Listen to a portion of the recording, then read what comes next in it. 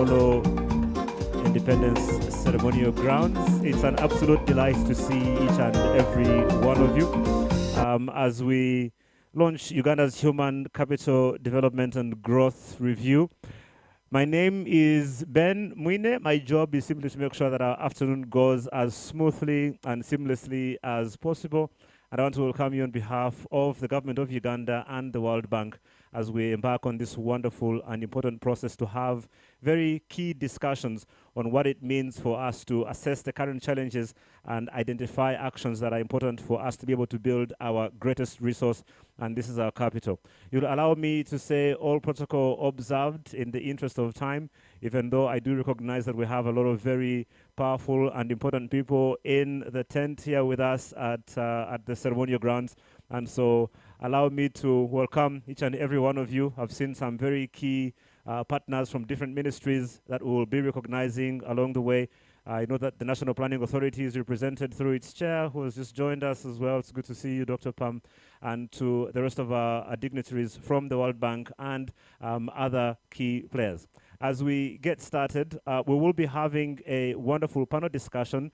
And of course, we are delighted also to be joined by the Honorable Minister of Finance, Planning and Economic Development, the Honorable Matia Kasaija, who is the pilot of our economy, which for the longest time has been doing sui, but I think in the recent past maybe has hit some turbulence, and I'm sure the Honorable Minister will give us some guidance on what he has been doing to make sure that this aeroplane of ours is able to overcome these storms that we've been seeing not only here in Uganda, but also around the world. And of course, making use of our human capital becomes a very important step in ensuring that our plane stays stable even on these turbulent streams that we are currently facing. As we get started, it is my honor to invite from the World Bank, Madame Kariuki, who is going to come as our country manager to come and share some thoughts, and we'll welcome you as well, and then we'll have a wonderful panel discussion as we welcome our Minister of Education and Sports to join us in a little bit. Please give her a very big hand clap as she comes. Oops.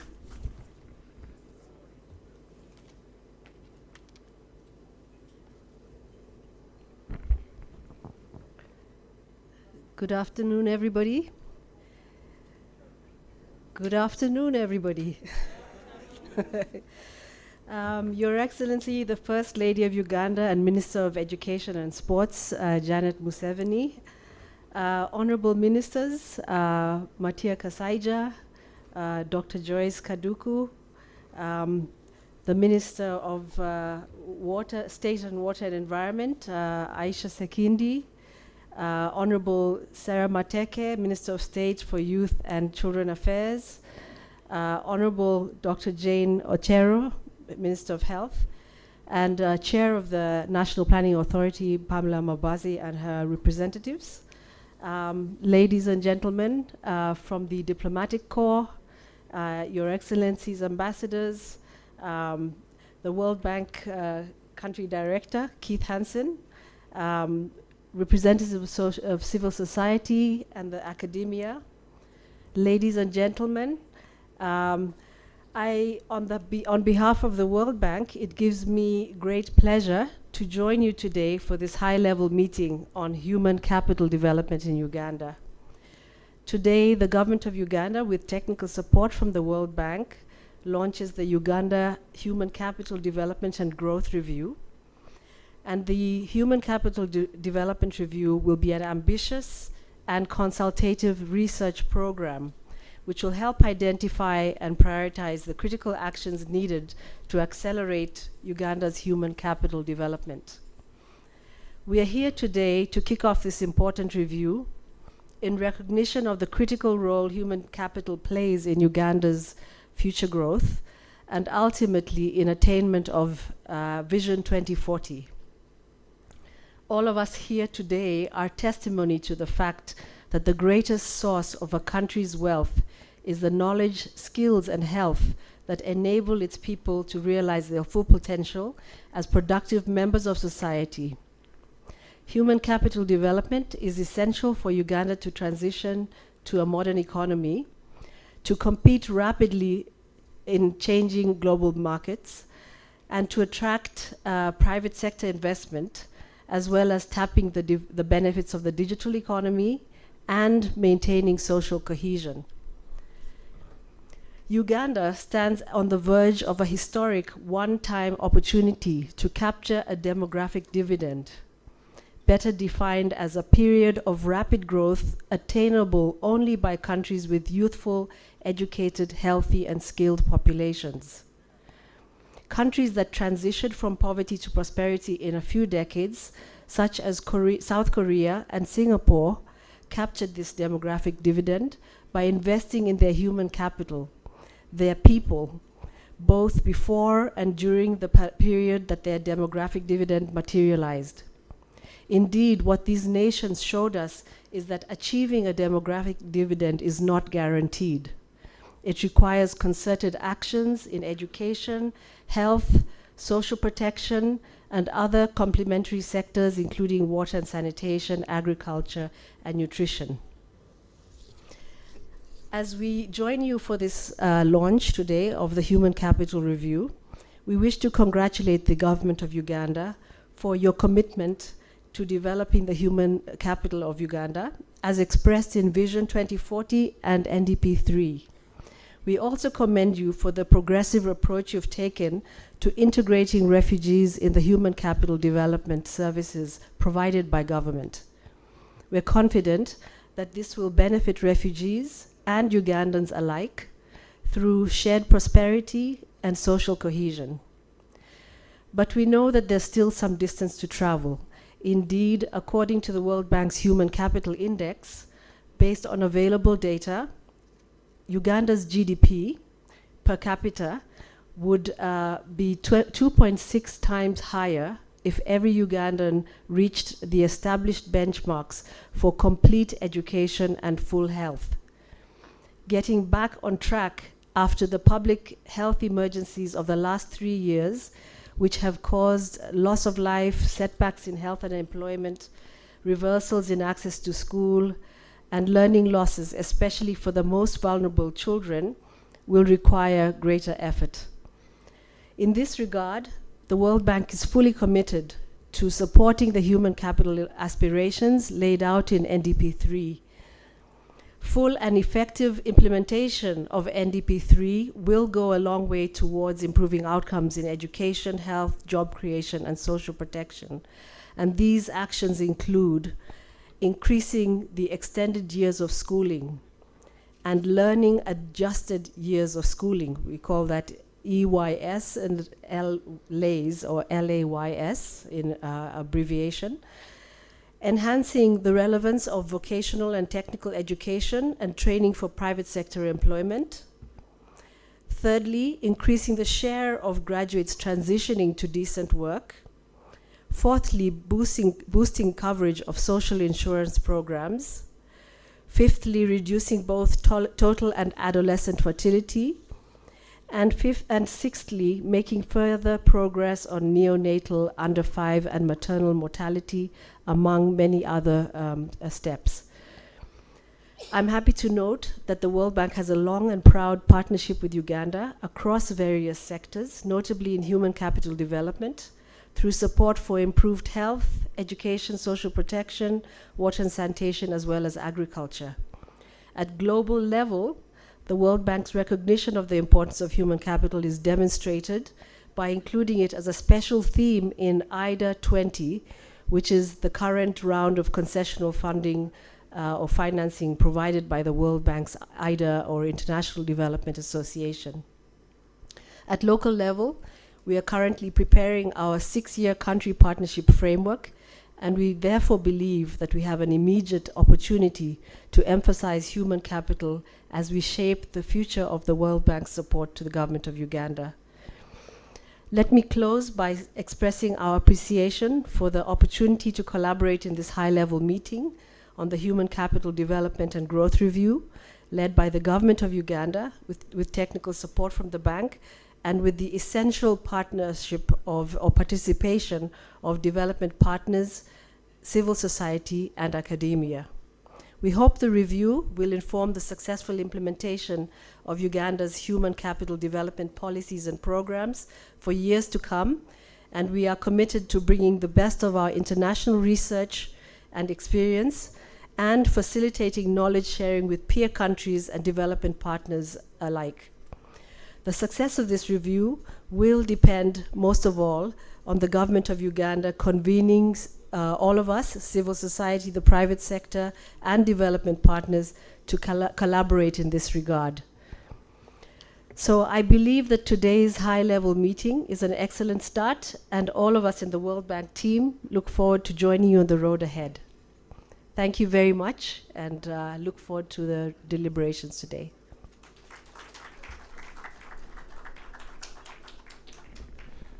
Thank you very much. I just wanted to ask the receiving team to kindly join Madame Karaoke. Please don't sit. Please pick Keith by the hand and take him with you. Our chief guest is here. Let's receive her. I'll ask Honorable Moriku, Honorable Mateke, and of course our Honorable Minister of Finance to also join the receiving team to help receive our chief guest who should be here in the next few moments.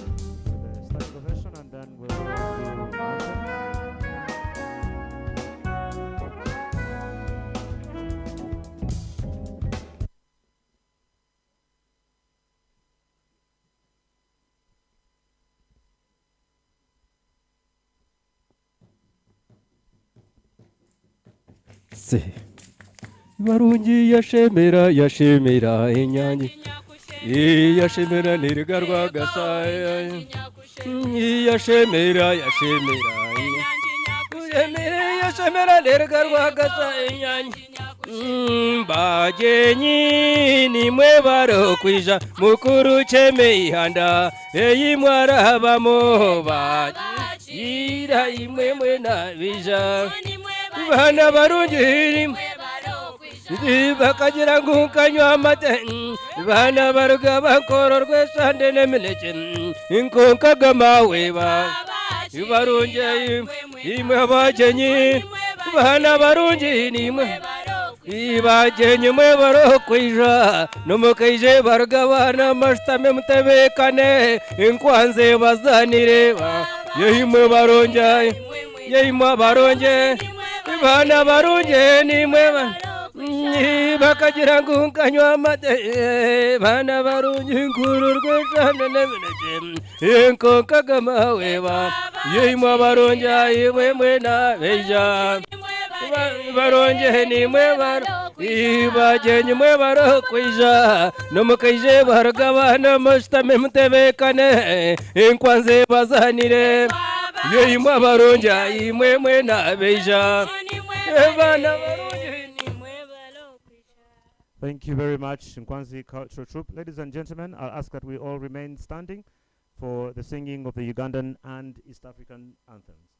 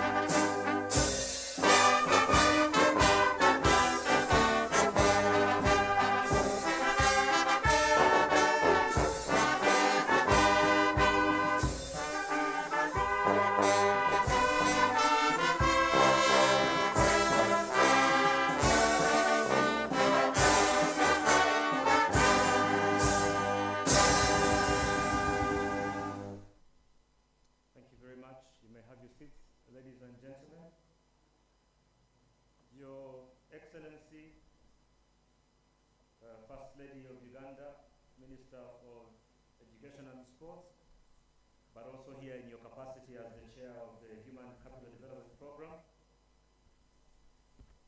But also to us, your Bazukulu, as we know you, we simply say Mama. Allow me to recognize the presence of the Honorable Minister of Finance, Planning and Economic Development, the Honorable Matia Kasaija, the Minister of State for Primary Education, Honorable Dr. Joyce Moriku Kaduchu, who is also still in school. Mama, you have been training her well. She's still doing yet another set of qualifications on top of what she's been doing. The Honorable Nyirabashisi Sarah Mateke, who's the Minister of State for Youth and Children Affairs. We are delighted to have the Country Director for the World Bank, Mr. Keith Hansen, as well as the Country Manager for the World Bank in Uganda, Madame Mukami Kariuki, the Chair of the National Planning Authority, Dr. Pamela Mbabazi, as well as many other dignitaries that have joined us today. As you might be very well aware, in Uganda, we have celebrated 60 years, and our motto is for God and my country, and we believe in committing everything we do indeed to this God. And so I will ask that we humble ourselves so that I can say a short prayer as we get started. Our loving Heavenly Father, you who are gracious and compassionate, you are slow to anger and rich in love, you are good to all you have made. It is you who formed us at birth and sustains us even unto our old age and gray hairs. As we gather before you, we thank you for life, we thank you for health, we thank you for this wonderful country, Uganda, that you have blessed us with. We ask that as we come before you for this high-level meeting on what we can do to develop our human capital, your people and your children in Uganda, that you will guide us, that you will grant us wisdom and grace to do your will in everything that we do. For God and my country, in your name I pray. Amen. Your Excellency, Mama, as we gather to have a wonderful discussion on human capital development and its growth in Uganda, today you're here to officially launch this review.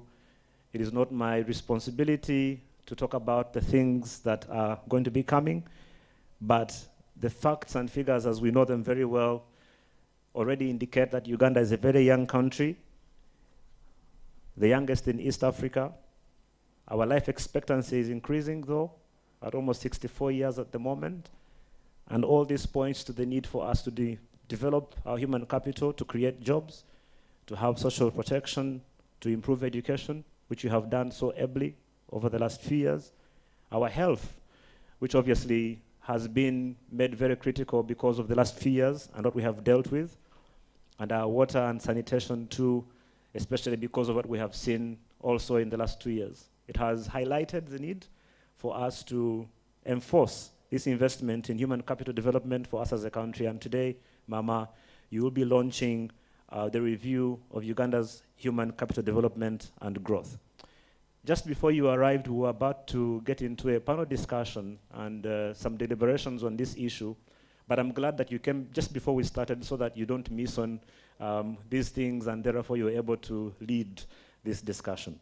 To give some insights onto what we're going to be talking about, I would like to invite for a presentation on the Ugandan Human Capital Development and Growth Review, Mr. Joseph Enyimu, who is the Commissioner of Economic Development Policy and Research at the Ministry of Finance, Planning and Economic Development, to come and share some highlights and give us insights on exactly what it is that we are going to be doing over the next few months and how this review is going to be conducted and why it's very important. So I will ask Joseph to come. Please give him a big hand clap as he comes now.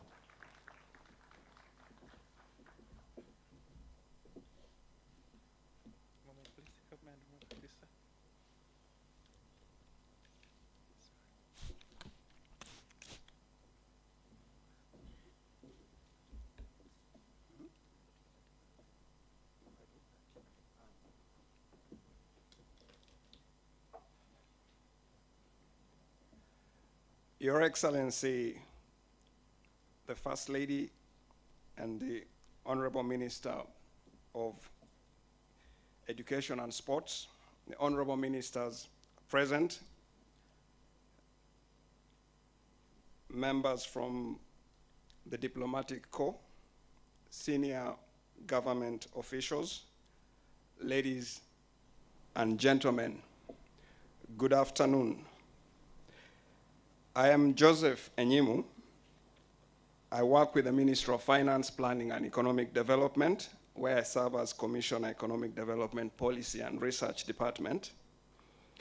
I stand here in the capacity of co-chair of the Uganda Human Capital Review Core Team, and I discharge this duty together with Jane Ngwao, the Director, Higher Education and TVET in the Ministry of Education and Sports. At the Ministry of Finance, we are building a competitive economy for national development. Competitiveness takes different forms. Among them is the competitiveness of our labor force. And so does national development. When we measure progress in national development, one of the facets we look at is the quality of human development.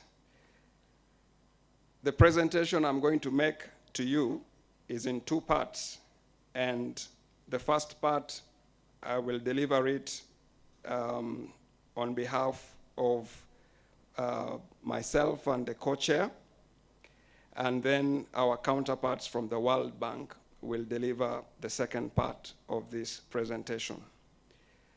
First, allow me to situate human capital development within Uganda's strategic frameworks. Both Vision 2040 and the National Development Plan 3 accord human capital development very high priority. This is evidenced in the goal of our third National Development Plan, which is increased household incomes and improved quality of life of Ugandans. We do recognize in these frameworks that a country that invests in its human capital secures its future. Well-educated, skilled, and healthy human resources are essential to facilitate development.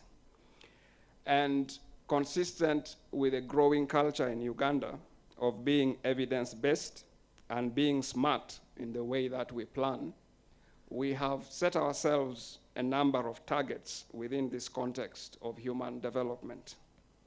Allow me walk through those targets within the scope of the Human Capital Development Program, which brings together a number of votes, notably those in the education, health, water, as well as social protection areas.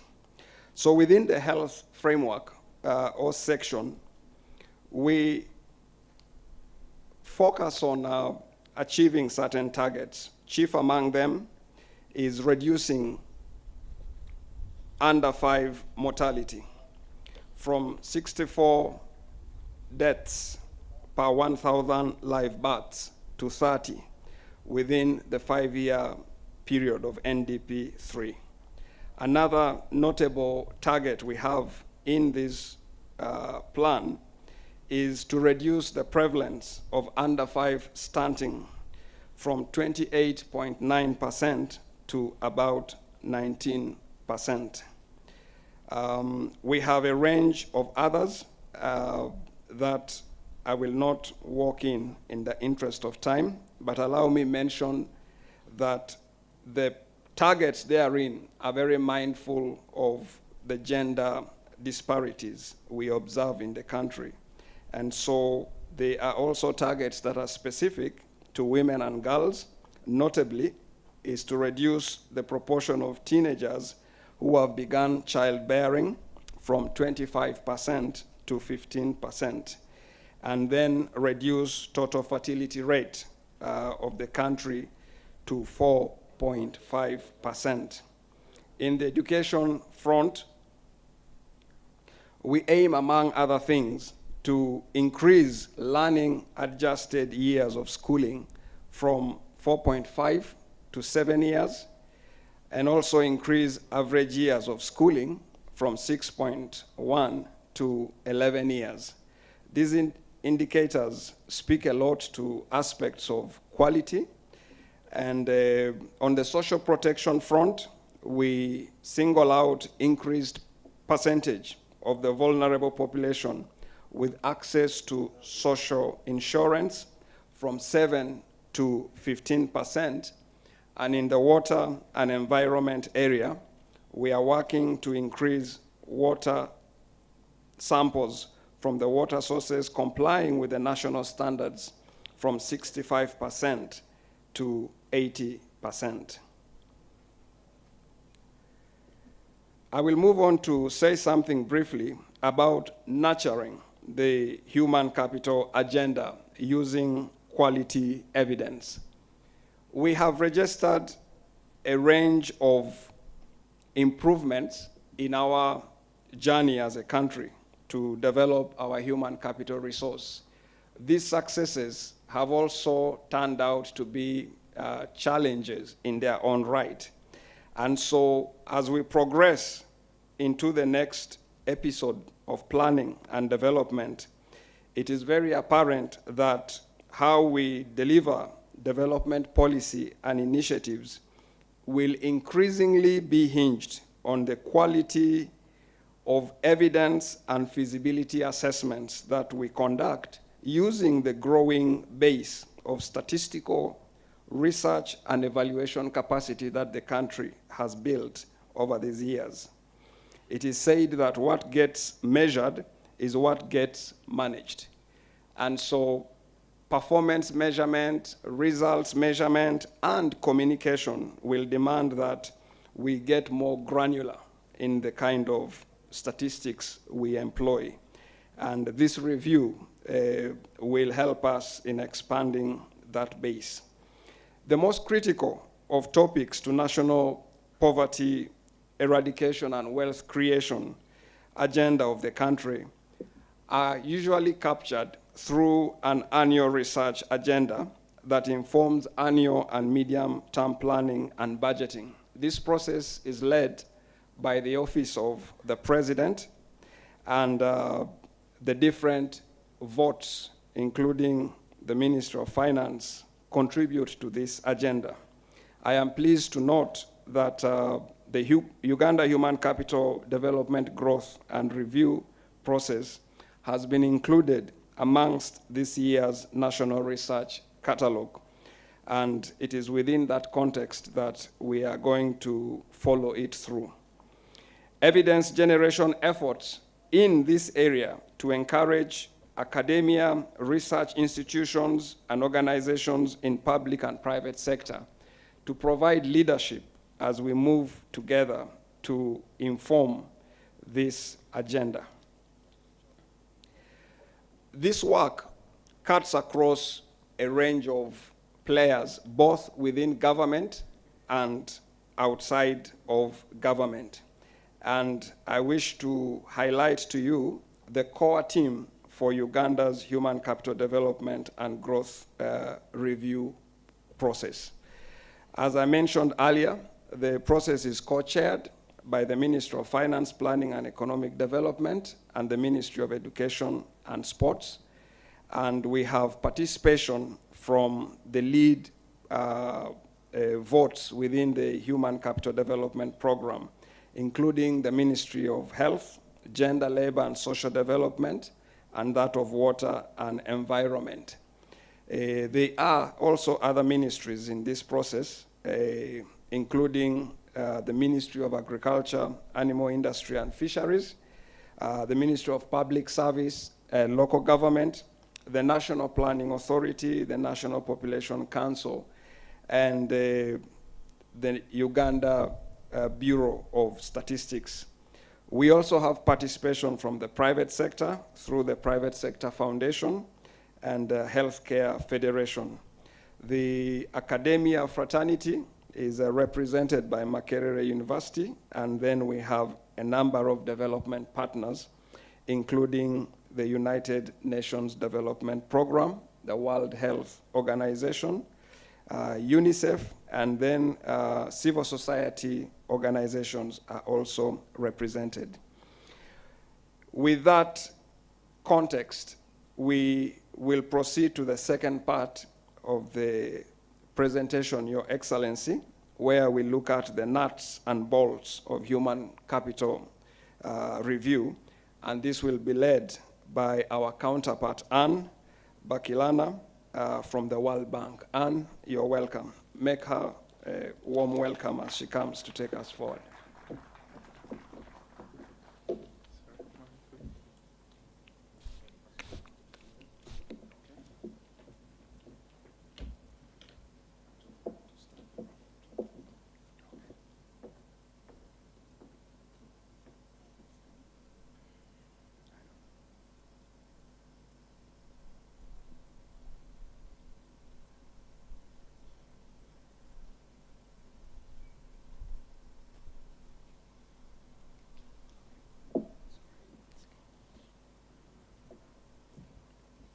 Your Excellency, the First Lady and Minister of Education and Sports, senior government officials, development partners, ladies and gentlemen. I'm going to take you through a brief presentation on what's intended to be undertaken as part of the Human Capital Review. My name is Anne Bakilana, and I'm the Practice Leader for Human Development at the World Bank. Let me reiterate some of the messages that got us started in this presentation. We heard that human capital is key to economic growth. It is really important in all our efforts to reduce poverty and to build a strong and inclusive society. We also heard that human capital is a priority for Uganda to reach aspirations of Uganda Vision 2040, as well as the NDP 3. We also heard about the progress that Uganda has made in the two previous speakers. But it's also important to note that this progress needs to continue at a much faster pace for Uganda to be able to reach its development goals and to be at levels comparative to those countries in the region. But let's take a step back a bit and recap on what is human capital.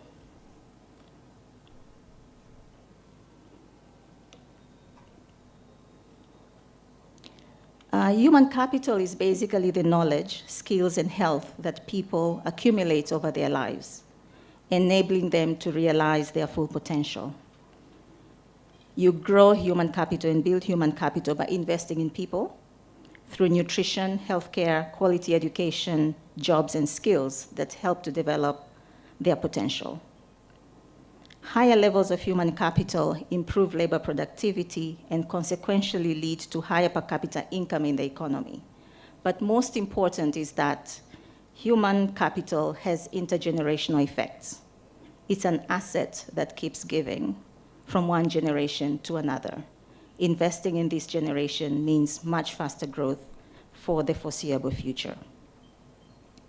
So as part of this review, we are going to start by using the latest data, and we know that Uganda is constantly producing better statistics. So using those statistics to actually try and measure what is the human capital stock in Uganda. And in 2018, the bank developed a new index that tries to measure not only access and outcomes in human development, but actually measuring the productivity of a future worker relative to a benchmark of complete health and education. This index combines three main indicators. It combines survival, measured as the proportion of children who survive and grow to become future workers. It also takes into account schooling, but not only the years that children attend school, but actually how much quality adjusted years of school and how that leads to productivity of future workers.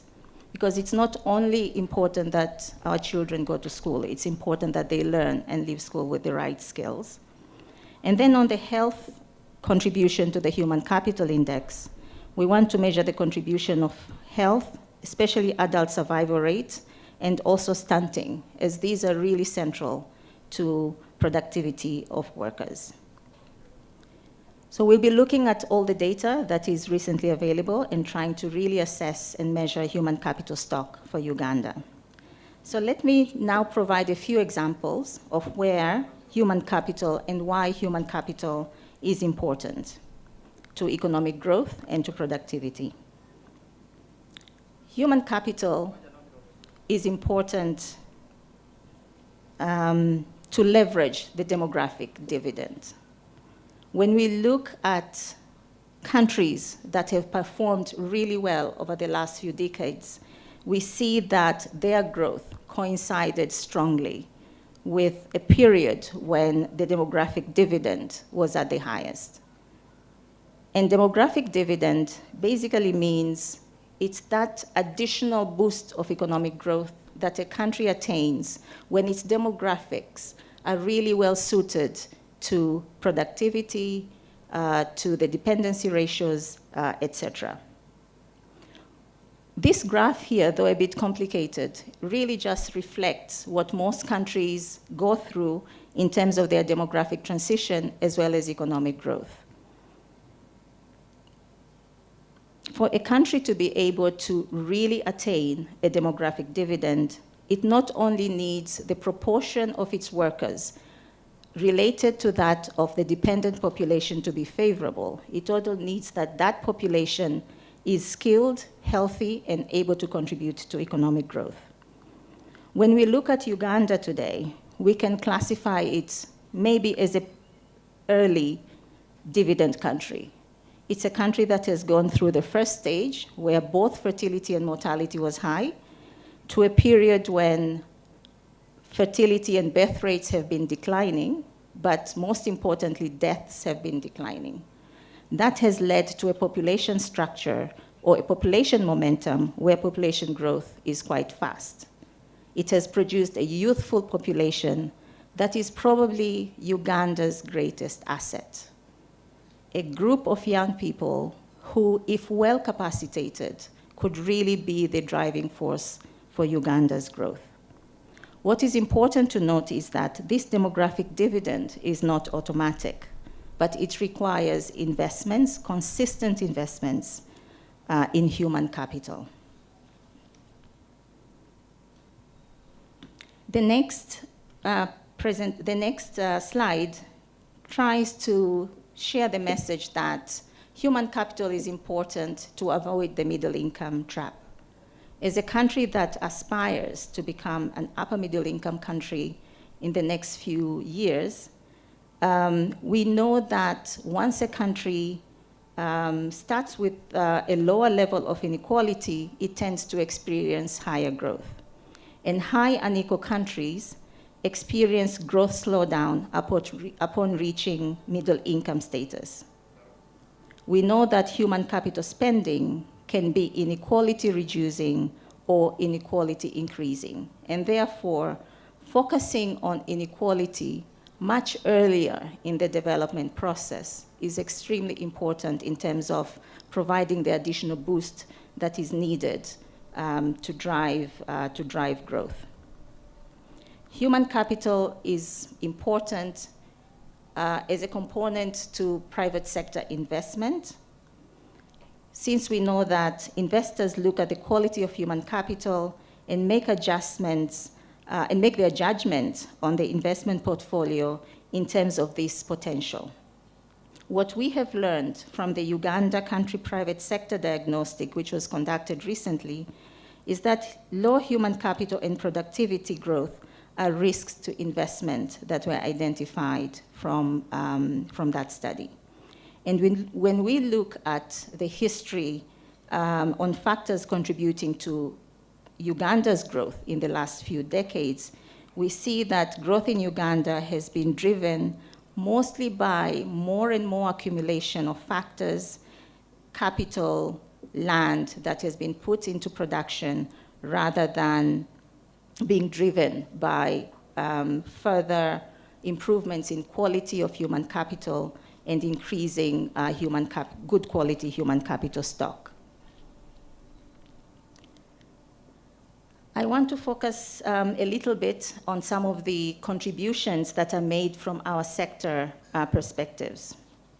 From the education side, we know that economic growth is strongest when children not only have access to education, but when they are actually learning. And these gains in economic growth are actually strongest for those countries that are still on the lower end of the economic brackets. Access and learning both matter significantly for growth, and poor countries gain the most. Basic skills such as literacy and numeracy have higher returns than basic access improvements.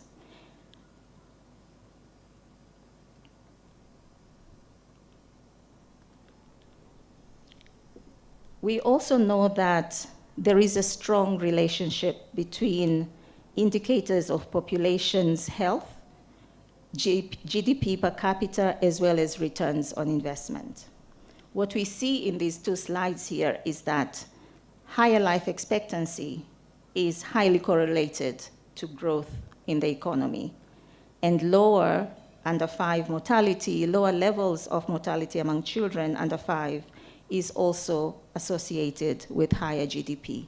And therefore, we consider this as one of the most important components in growing human capital of any society.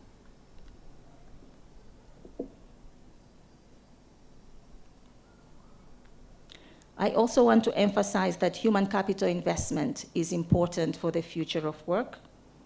Jobs of the future will require higher levels of reasoning, quantitative skills, ability to operate in a more complex environment, and therefore strengthening human capital is a necessary precondition for a workforce that is prepared for more highly skilled jobs of the future. And before I get into the presentation on what we are actually going to do as part of this review, let me also emphasize that human capital is extremely important for youth and social cohesion. We know that investments in young people is really important, especially when the youth are fully involved in economic, social, and political life. This offers opportunities for education, for career growth, as well as socioeconomic mobility. And societies that offer opportunities for youth participation tend to be more stable and experience less violence. So let me now share just a little bit on what we are going to be doing as part of this review. First of all, let me say a little bit what is a human capital development and growth review. It is an analytical product.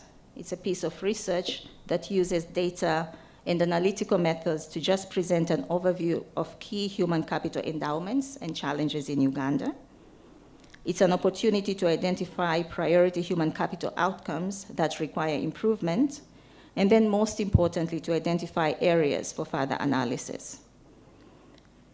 It focuses on human capital outcomes, but it has a really strong emphasis on the multi-sectoral analysis, moving from sector by sector look at data to focusing on the whole of government and the whole of society contributions to human capital. It is a quest for actionable solutions to resolve bottlenecks holding back human capital acceleration, which is central to Uganda's agenda. The review will take a life cycle approach, which is the approach that has been adopted in the NDP3. It will analyze human capital investment at different points of the life cycle, starting with preconception and conception, infancy, childhood, adolescence, and adulthood and old age. So we are going to take a slice of a human being's life cycle and look at how those investments are being made in order to capacitate the population. In terms of what we plan to deliver, working closely with our core team, we are going to have chapter-specific presenting this life cycle approach for education, human capital development, and economic progress. We are going to have a chapter on health, nutrition, and the link to economic progress, a chapter on jobs, which is really an important area for the government, as well as finalizing with recommendations for accelerating progress, especially looking at the contribution of human capital to economic growth. We plan and have discussed the possibility of having short policy notes derived from foundational chapters in the areas of education, health, nutrition, and jobs. And we really want to see that these deliverables contribute and are much aligned to the NDP3 midterm review, the National Policy Research Agenda, the Education Policy Review Commission, the PDM, as well as the Poverty Status Report. So far, we have taken a mixed method strategic review of human capital with a multi-sectoral lens. We have had really excellent preliminary engagement with the government of Uganda MDAs to shape the concept itself. We have a really excellent partnership with the core team, with experts from all the sectors. We are still undertaking a review of literature and secondary data, and we hope that we will complete this work in June 2023 with a validation of deliverables and dissemination. So this is what we plan to do under the Human Capital Review. Let me stop here. Thank you very much for your attention.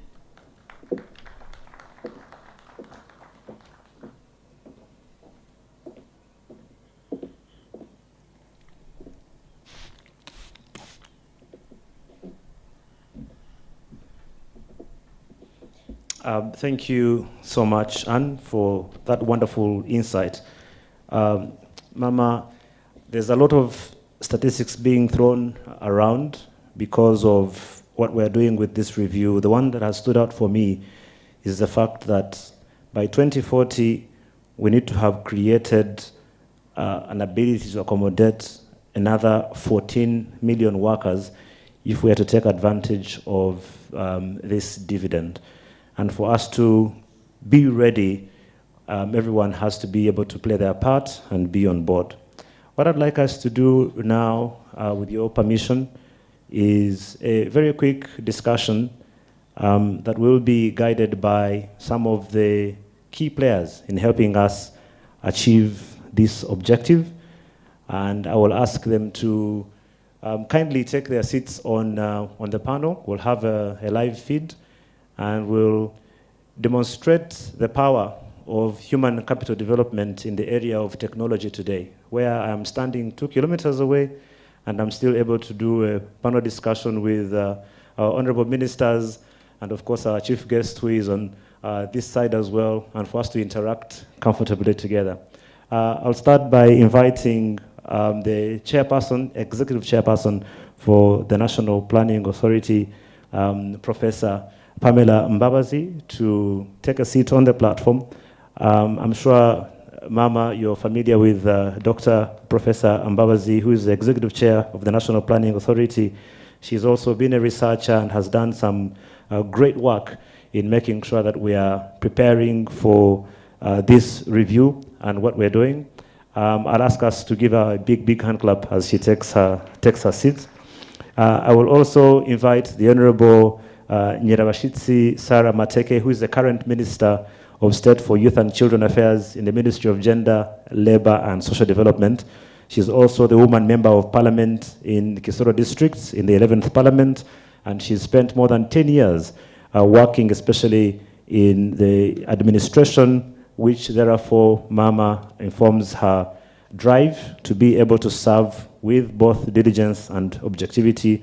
She's also a leader in her own right as chairperson of the Board of Trustees for the Metropolitan International University in Kampala, and the chairperson also of the Board of Directors at the Makerere Metropolitan Management Institute. And so the human capital development for education is well covered under her. Let's give her a big hand clap as she comes.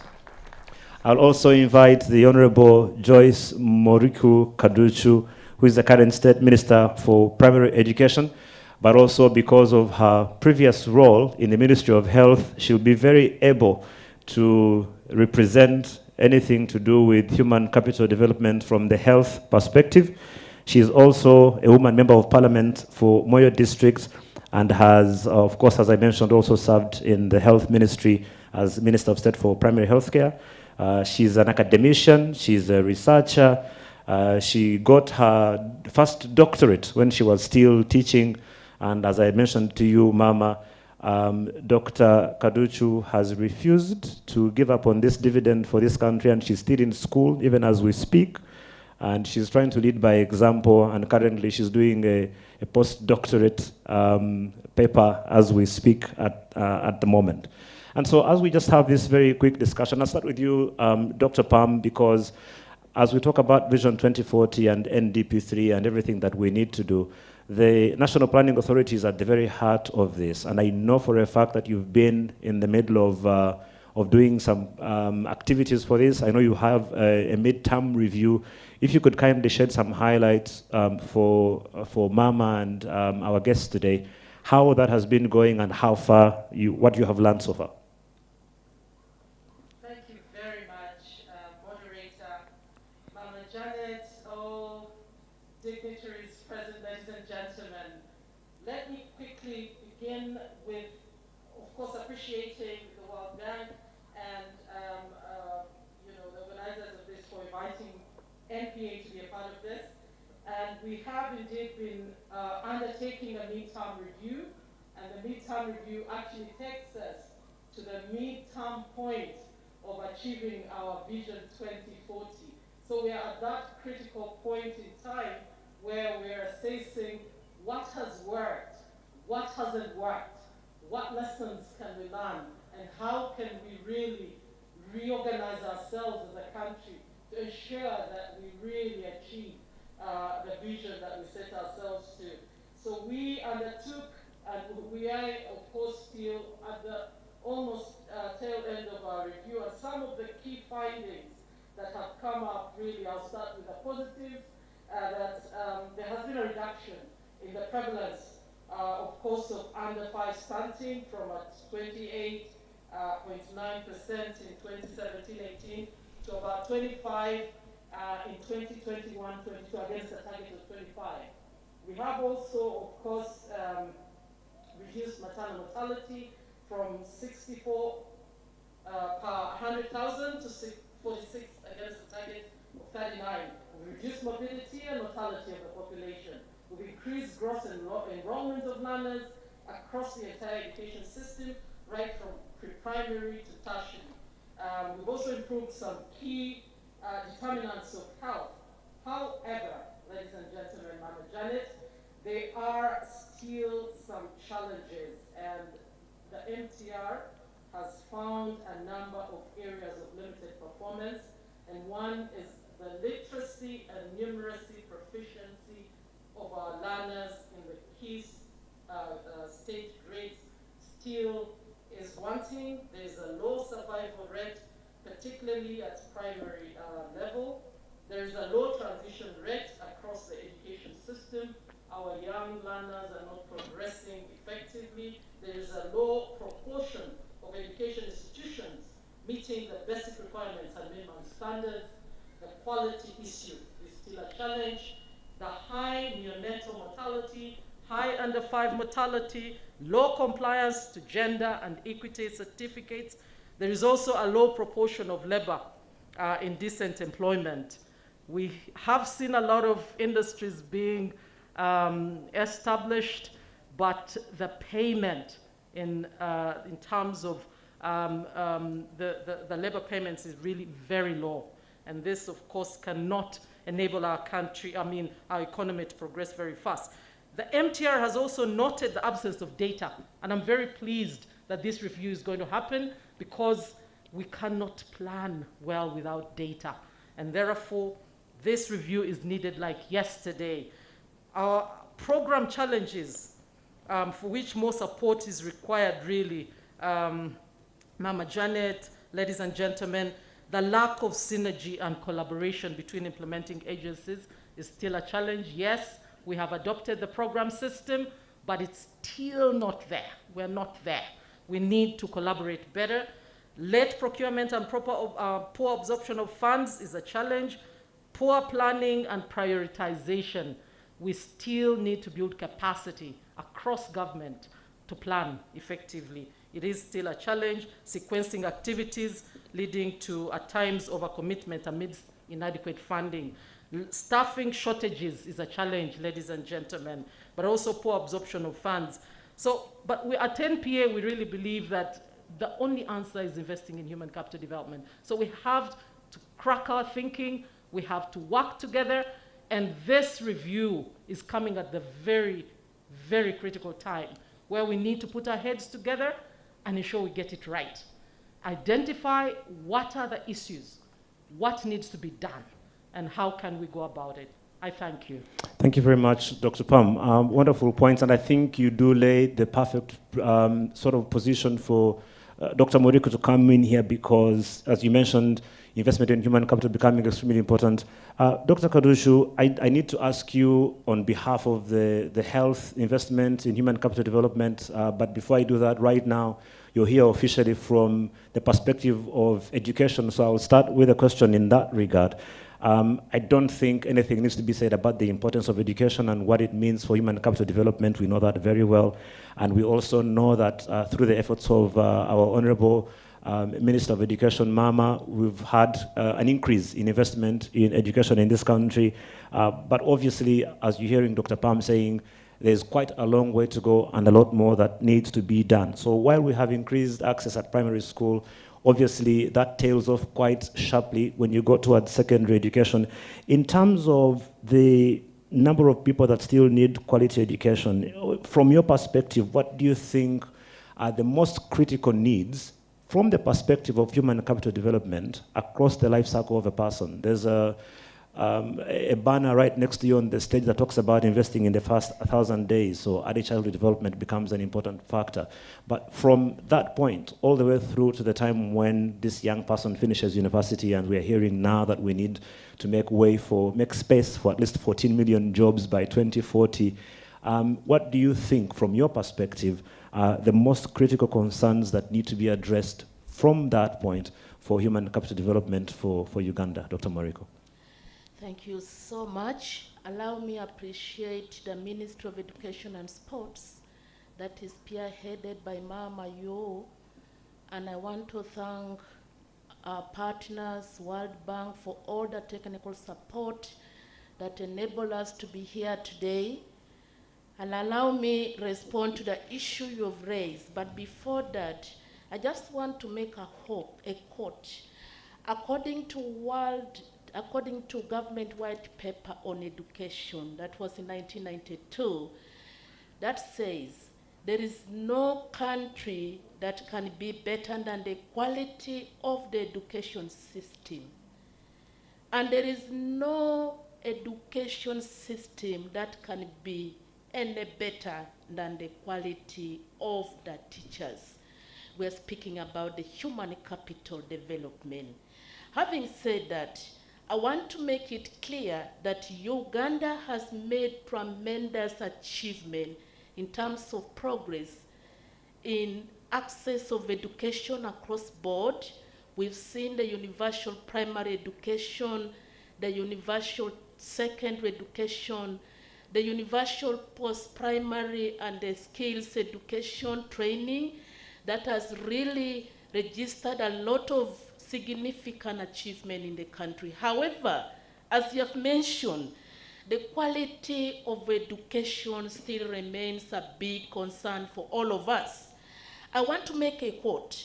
A study that was done by UESO in 2011 about the National Learning Assessment Report, it has found out that 55% of pupils in P3 and 51% of pupils in P6, they have met the required numeracy level. And similarly, 50% of people in P3 and 53% of people in P6 met the required literacy level. The proportion of children able to read and comprehend in P2 level, that is English story, for the whole set of grades from P3 to P7, it has improved from 32.5% in 2018 to 39.5% in 2021. However, the proportion of children who are still at the non-reader stage, those who cannot read, those who cannot sound alphabet, they have actually doubled from 6.2% in 2018 to 11.6% in 2022. And that points to the question you are putting forward today.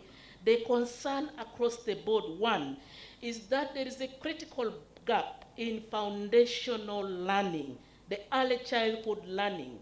Two, we are dealing with the issues of quality in human resource capital development. Three, we are dealing on issues of low productivity due to inadequate skilling. Now, we're talking about the competence level.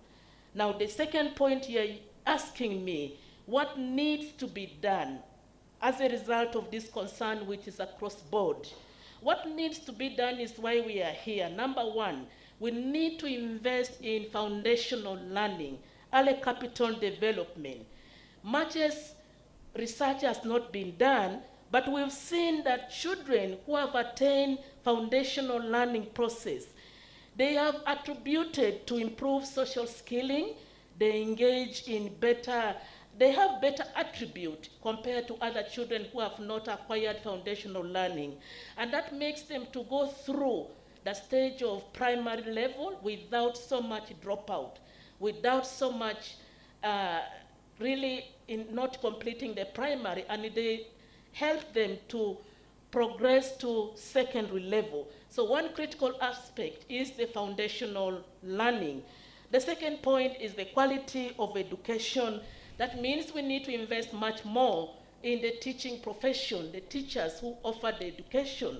And lastly is about the low productivity, and it means that a lot more of the skilling, the competence, and the level of skill need to be given so that we get out Ugandans with a lot of who are healthy, who are skilled, productive, to improve and facilitate development in the country. I thank you.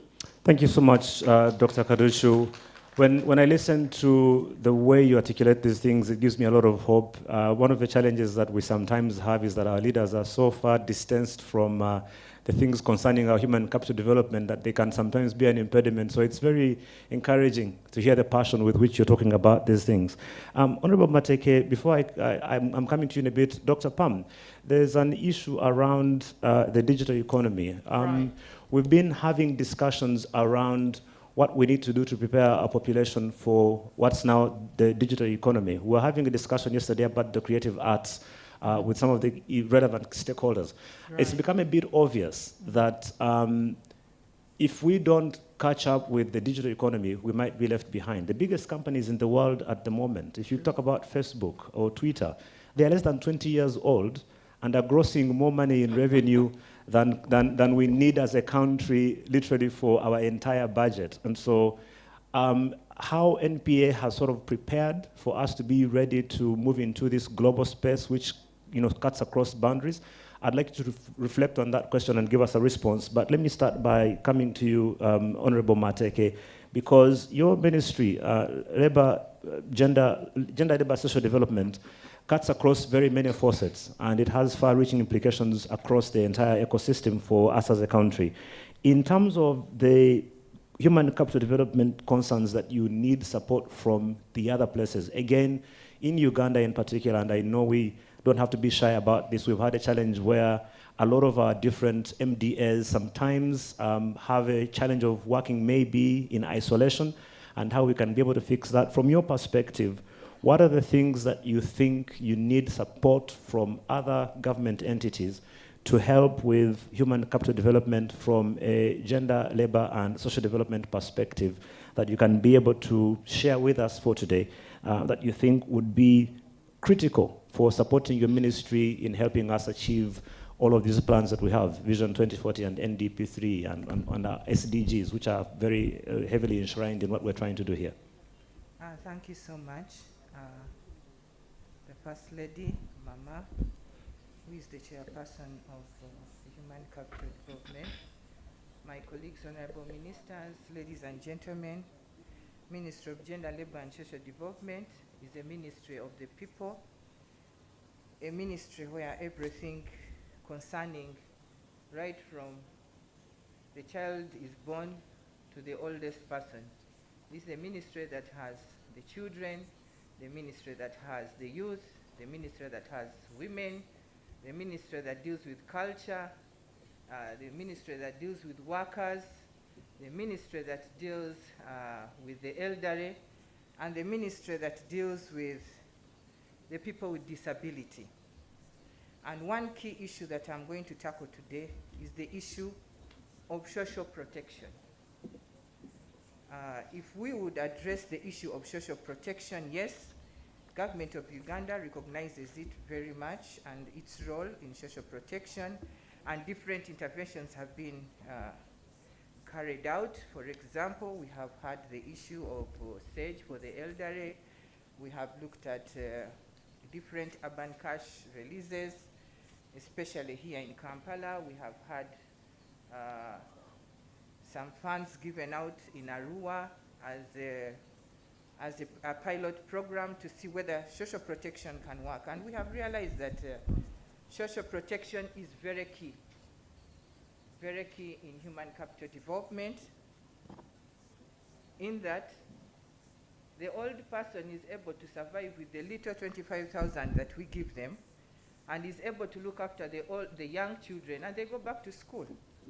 And that is what we are looking at. We have had a pilot study, and which has really worked with Dr. Deep. Those who don't know it, Development Response to Displacement Impacts Project, which normally they call Dr. Deep, and they have managed to reach around 43,000 households, and it has actually worked. But one of the things that I feel that we should address, one, the issue of undernutrition continues to remain a very big problem, which we need to address. 29% of our children aged between 6 to 59 months are stunted. Of course, my colleague has already talked about the limited access to early childhood education, which is very, very key. Of course, we need also to address the issue of sexual and gender-based violence. More than 1 in 3 females, that is 35%, are facing gender-based violence. And of course, those are females, and we can't take it for granted that even men these days also experience sexual violence. We have 16.5 of the men who are facing that. We cannot leave out the issue of teenage pregnancies and early marriages. That is very, very key. When you're looking at human capital development and you're aiming to go very far, and these are the people we are expecting to get results from. But as I speak now, I got a research just yesterday from UNICEF, and they were telling me every day we have 1,000 girls who are being impregnated. Every day. Right. Every day. That is a very serious challenge that we need to address. When we go to child labor, we have more than 2 million children, that is 15%, who are engaged in child labor. That means if the child is involved in child labor, that means that child is not going to go back to school. And that is one of the reasons why we have a lot of children who are dropping out of school. My colleagues have already reiterated the issue of unemployment and underemployment. Of course, lack of access to credit, especially for the youth, that remains a very serious challenge that we need to address. Of course, we cannot leave out the increased likelihood of age-related disability, and of course, other chronic illness. About 70% of our old people aged 65 years and above have a disability. Loss of income at old age leads to poor health and inability to meet their increased child care responsibilities, especially care for the grandchildren. Right. As a ministry, working with partners, of course, we wish to have a lot to be put in place, especially scaling up the labor-intensive public works programs, expanding the coverage and scope of contributory social security, enhancing access to holistic care, protection, and support for the vulnerable persons. And of course, one thing that is very key here is to have the data that my colleague was talking about. As we are talking about the vulnerable persons, we need to have a database to know which people are these that we are talking about. Right. She also talked about strengthening coordination mechanisms for the delivery of social protection, which is very, very key. Right. Thank you so much. Thank you so much. Some very great insight. One of the things that I am excited about at this high-level meeting is the fact that we're not talking about negatives. We're talking about what we can do to improve from where we are. And usually in Uganda, that's a rare thing for us to be thinking about what do we need to do better, as opposed to just looking at everything that seems to be going wrong with where we are as a country. And so for me, I think that the government and the World Bank deserve a very big hand clap for thinking positively about where we are and what we need to do. Allow me to introduce a fourth panelist who might be our chief guest, but for now, I will introduce her just as a simple panelist for our discussion. So don't be scared by her words. She's not speaking as a chief guest yet. She's simply joining the discussion. And for that matter, I will introduce her as a panelist. Honorable Janet Kataha Museveni is not just the First Lady of the Republic of Uganda or a cabinet minister as the Minister of Education and Sports. She's, of course, as you heard earlier, chairperson of our Human Capital Development Program and our NDP3. She has served as Minister of Karamoja Affairs, we all know this very well, but also as an MP for Ruhama in Ntungamo district between 2011 and 2016. Aside the political aspect, our chief guest, who is also now our panelist joining the discussion, has a lot of other achievements and services from her individual capacity, including founding the Uganda Women's Effort to Save Orphans. This is an indigenous NGO that has been dealing especially with war-related and HIV/AIDS affected orphans in Uganda, working with local agencies and international agencies to promote youth development, women empowerment, health, livelihoods.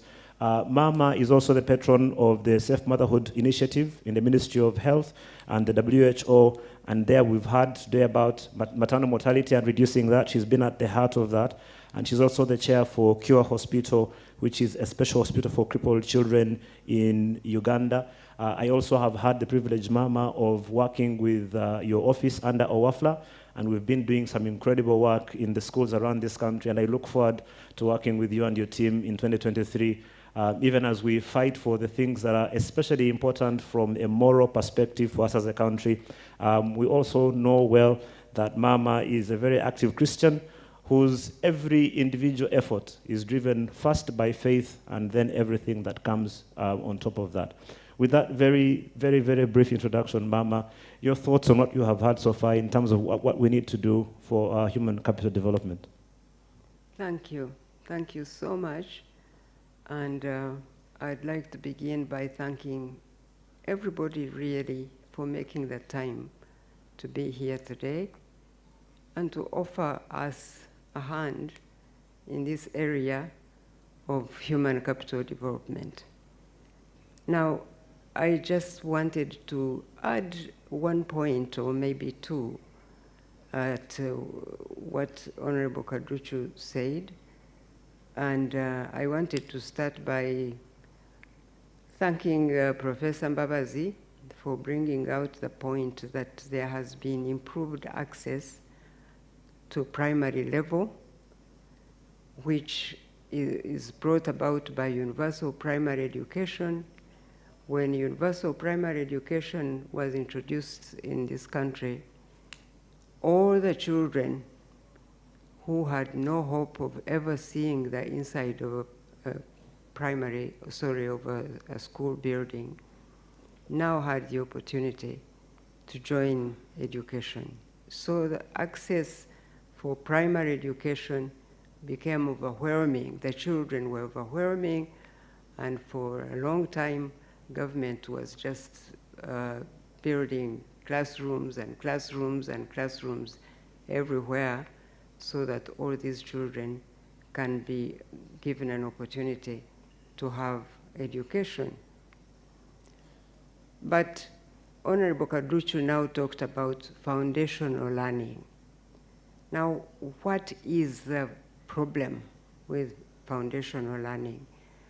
One way you could look at this is to say that because government is not providing pre-primary education, therefore you can say that's the problem with foundational learning. But that's not all. Because all these numbers of children that came into primary education enthusiastically to learn had a problem of instructional language, the language of instruction. Because the majority of our people speak their dialects at the family level. They don't speak English.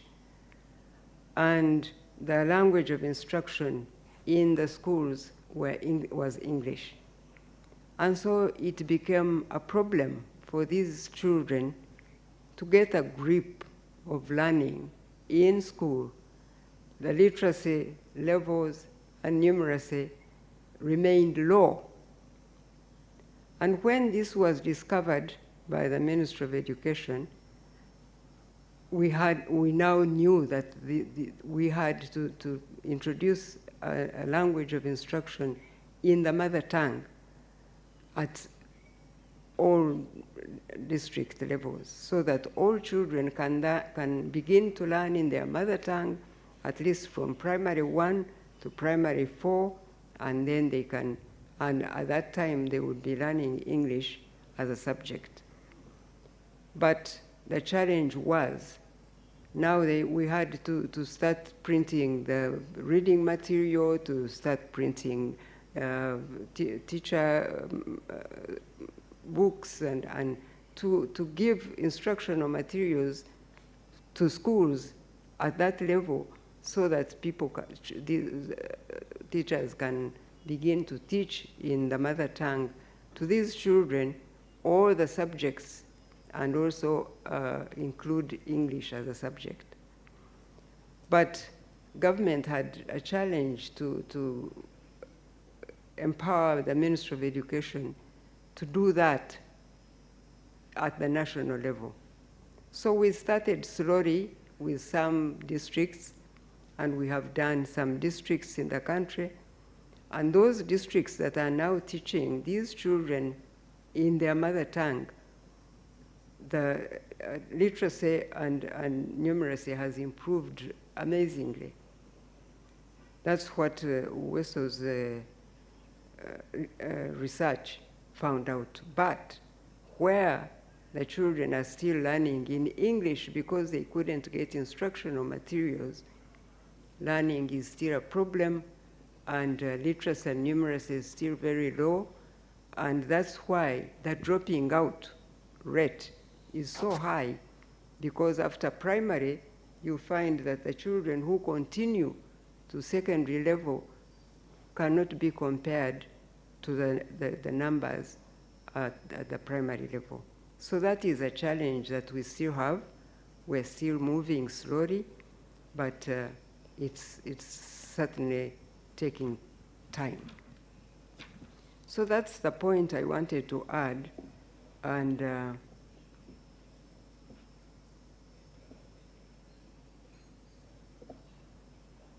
of course, the data, I can also say something about the data that we have been trying to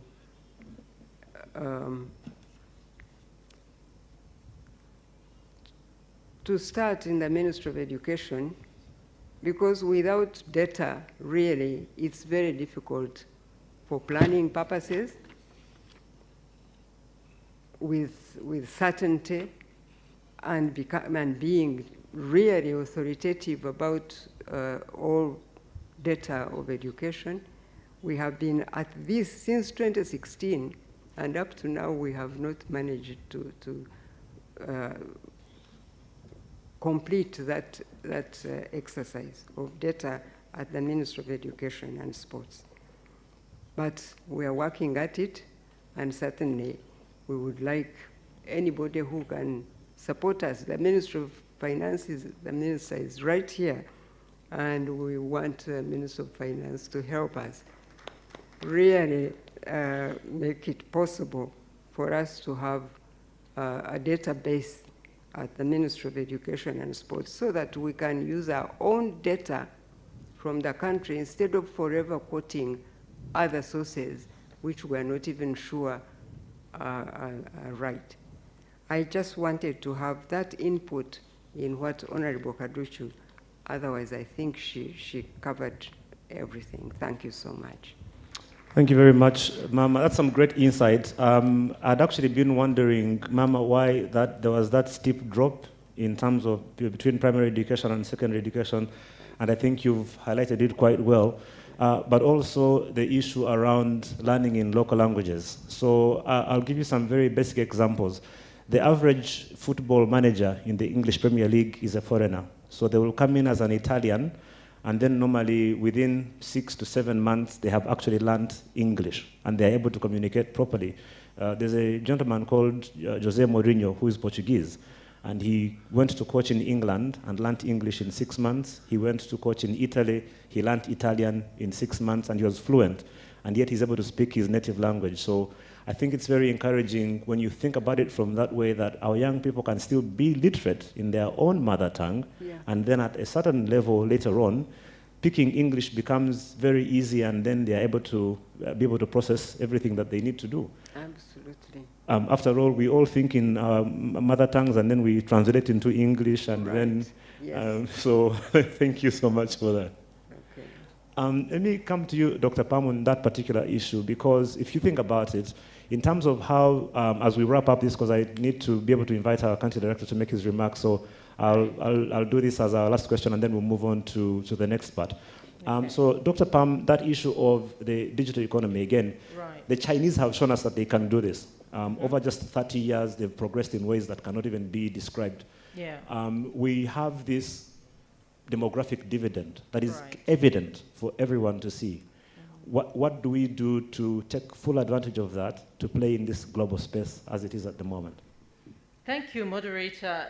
Indeed, the fourth industrial revolution is here with us, and as a country, we have to jump on that bandwagon. And certainly, as in the NDP3, we have specifically put a program on digitization, and we must, as a country, prioritize. We're trying, of course, to enable us, appreciate the fact that we must work together towards this in terms of the interventions that have been put in the plan to ensure that we move progressively. Of course, laying the backbone is very critical to ensure that there is access to internet across the country, and this is being prioritized. But of course, in terms of what we're discussing now, ensuring that the curriculum from the lowest level really deliberately provide skills for our young people to be literate in ICT is important. In China, that you talked about, moderator, they teach their nursery school children to code. And this are the things that we must get into. I'm very pleased, Mama Janet, and ladies and gentlemen here, that we're undertaking our education review we cannot continue playing lip service to what we see is real. And I think that as a country, as a people, as Ugandans, we must embrace this industrial revolution and ensure that our skills, our youth, are equipped appropriately. If we're going to leapfrog as a country to be able to get to where the West is, it is internet and Internet of Things and digitalization that will take us there. So in answer to your question, we have clearly articulated in the digitalization program the specific interventions that need to be made at the country level, but I think it's important and incumbent on all of us, and I want to encourage us to really, in whatever we're doing, what are we trying to do to digitize in whatever space we are? And I think it should be incumbent on all of us, even as parents, even as individuals, what is it we're doing to ensure that we digitize? I thank you. Thank you very much, Dr. Pamela Mbabazi, Executive Chairperson at the National Planning Authority. I think the reason we have panel discussions like this at this high level is not to go maybe too much into detail, but simply to provide an opportunity to poke questions amongst ourselves and think what needs to be done.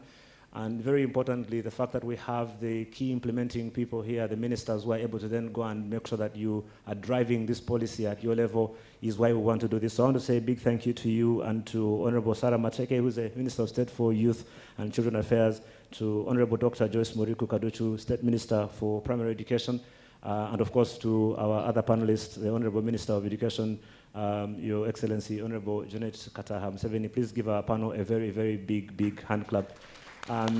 Again, this discussion should have gone on much longer, but I want to be cognizant of the fact that we don't have too much time, and we need to be able to manage that a little bit better. So again, this is a discussion that continues after this, and we will be making use of social media to provoke thoughts on there, to get people to engage with us and provide solutions for this. Allow me at this point, our chief guest, to introduce a very key partner to this discussion. They are giving us the most support to make sure we have this review, and therefore it's my privilege to invite from the World Bank our country director, Mr. Keith Hansen, to come and give us a keynote on what we're doing and where we're going, and then we'll hear from our chief guest as well. Please give Mr. Hansen a very big hand clap as he comes.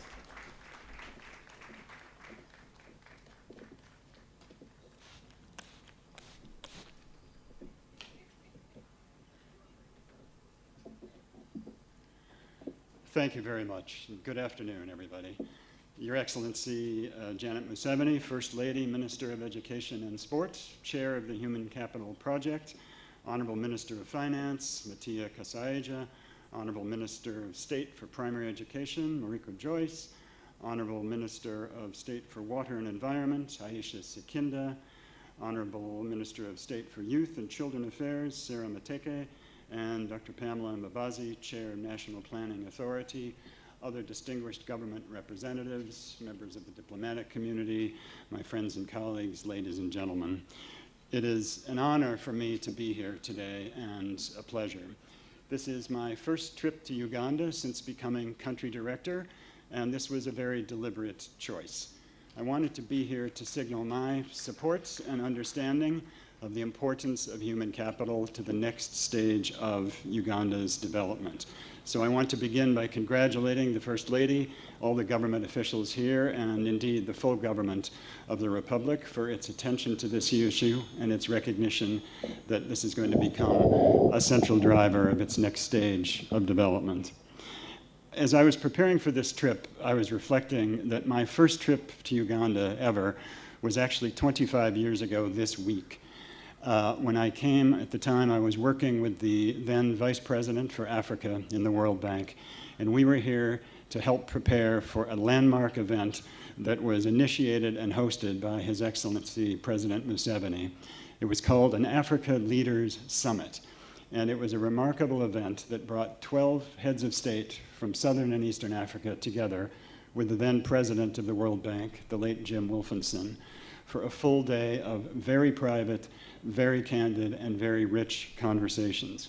Nothing like this had ever been done before, and the idea was to try to achieve a reset in how the World Bank viewed Africa, how Africa viewed the World Bank, and how we could go forward together. It was a big success. A few months later, it was repeated in West and Central Africa, hosted by Senegal, and it actually did set in course a great change in how the World Bank works in Africa. The two main requests, demands that the presidents put on the table was that Africa receive more priority from the World Bank and that it achieve a greater voice and be listened to more. So it is gratifying for me to stand here a quarter of a century later as the country director for Uganda, among others, and recognize that the bank has actually kept that promise. Africa now commands the lion's share of ITER resources in the world. It gets priority in the sorts of issues that we put on the agenda, and it has far, far greater voice, both in the governance of our institution, but equally important in how we form our programs, and even in the staffing and the location of how we do business here. As a coincidence, I also realize that His Excellency is traveling to Washington imminently to go to another African Leaders Summit hosted by President Biden. So I'm delighted he's going, and I hope when he gets there, he reminds President Biden that he had the idea first. I reflect on this because I want to think about how much has changed in those 25 years or so. Obviously, Africa has seen something of a minor economic miracle in that period. There have been dramatic changes here. Exports have quadrupled. Net inflows of foreign direct investment have gone up 5 or 6-fold. Life expectancy has gone up more than a dozen years. Primary completion rates, which were barely half of children at the turn of this century, are now nearly 3/4 of children across the continent. And as a result of all of this, there has been an economic fluorescence in this time. GDP per capita has nearly tripled from about $600 to more than $1,600. And this has been a tremendous change in how Africa sees itself, how the world sees it, and positioning itself as a potential leader for the economy of the 21st century. But more relevant to today, another thing that has changed dramatically in that 20 years is our understanding of the importance of human capital. And for this, if you'll forgive me, I want to step back a bit and just do a brief history lesson. Because on the World Bank side, we bear some responsibility for the low attention that this issue received for a long time.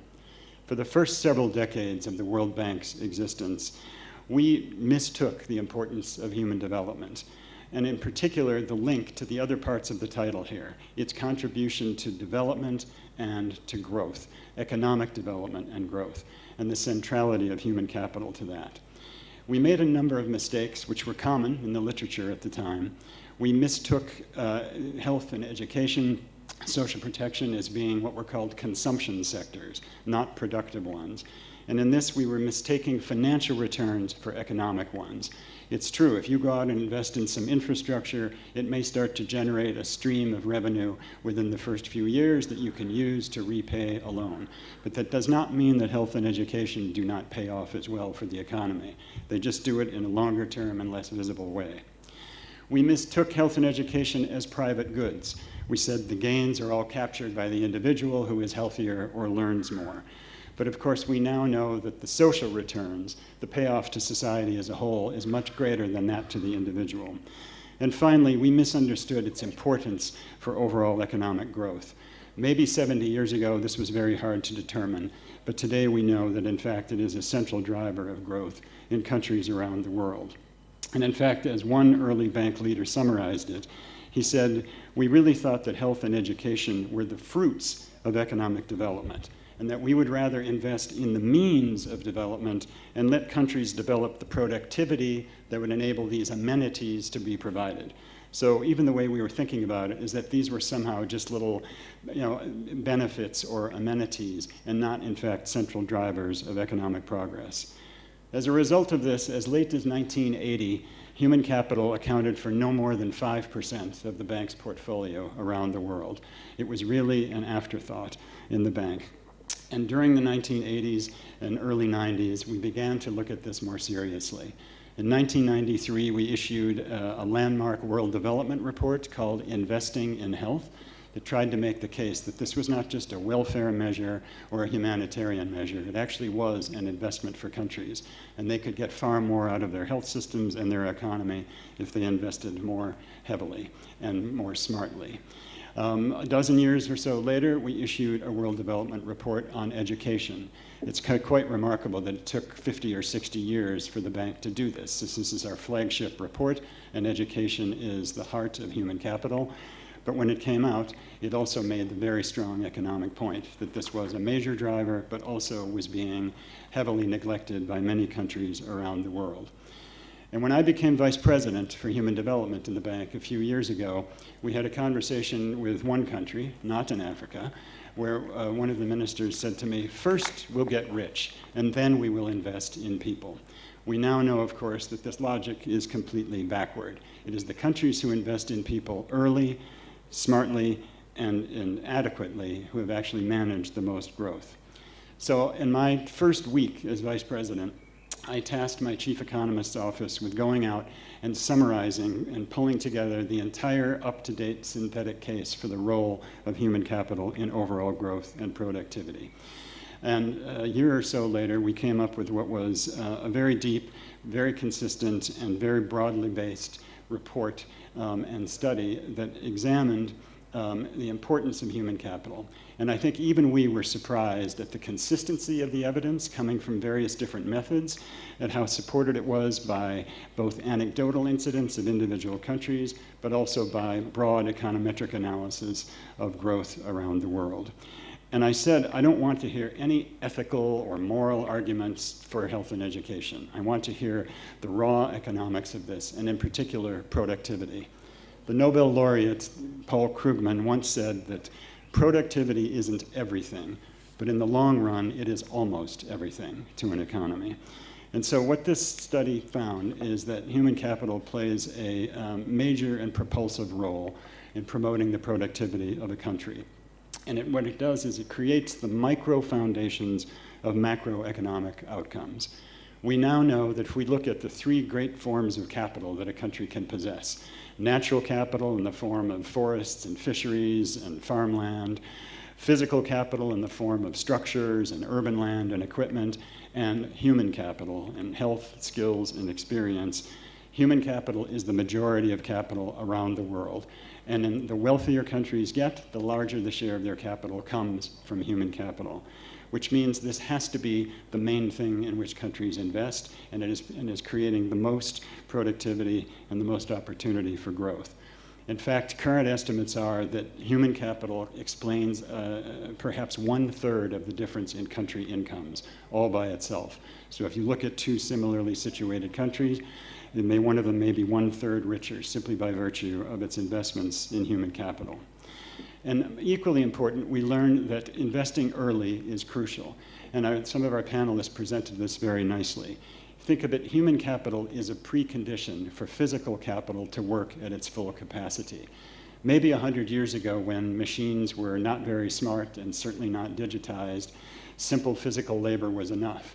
But in today's increasingly digitized and automated world, we're going to need very smart people to get these machines to work, to get these factories to work. This is a new dawn. It is a digital, automated, interlinked economy, and the old type of skills will not be adequate. We need human capital for innovation. Innovation simply means new and better ideas, and those ultimately come from people. And so this is a key driver for that. So as we sometimes say about human capital, smart is always in season, and no more so than in this century when the dynamism of change is faster than ever. We also found, just through looking around the world, that a gap in skills literally dampens investment as well as reducing productivity. If you look at any of these firm surveys that are conducted around the world, talk to CEOs, talk to investors, you would think that their big complaints about investing are tax rates or bureaucracy or corruption, and those indeed do figure in many of these. But always among the top 2 or 3 things they list is inadequate skills. They would rather go to a place that has higher taxes or more difficult access, but has the skill set they need, then simply have a race to the bottom and find rock bottom wages and lax environmental standards because they won't be able to produce or compete. So those countries that want to attract more investment need to have the skills on the table to do it. Just a few statistics here that came from this work. In education, 1 extra year of education correlates with 10% higher household income.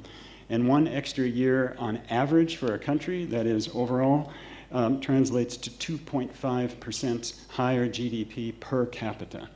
These are very strong relationships and very big outputs. We talked about early childhood education and involvement a few minutes ago. I want to cite just one study because it is the strongest one that we have on this. From Jamaica, an early childhood development program that dates to the 1970s. This is the longest longitudinal study that has ever been done and probably the most rigorous and sophisticated.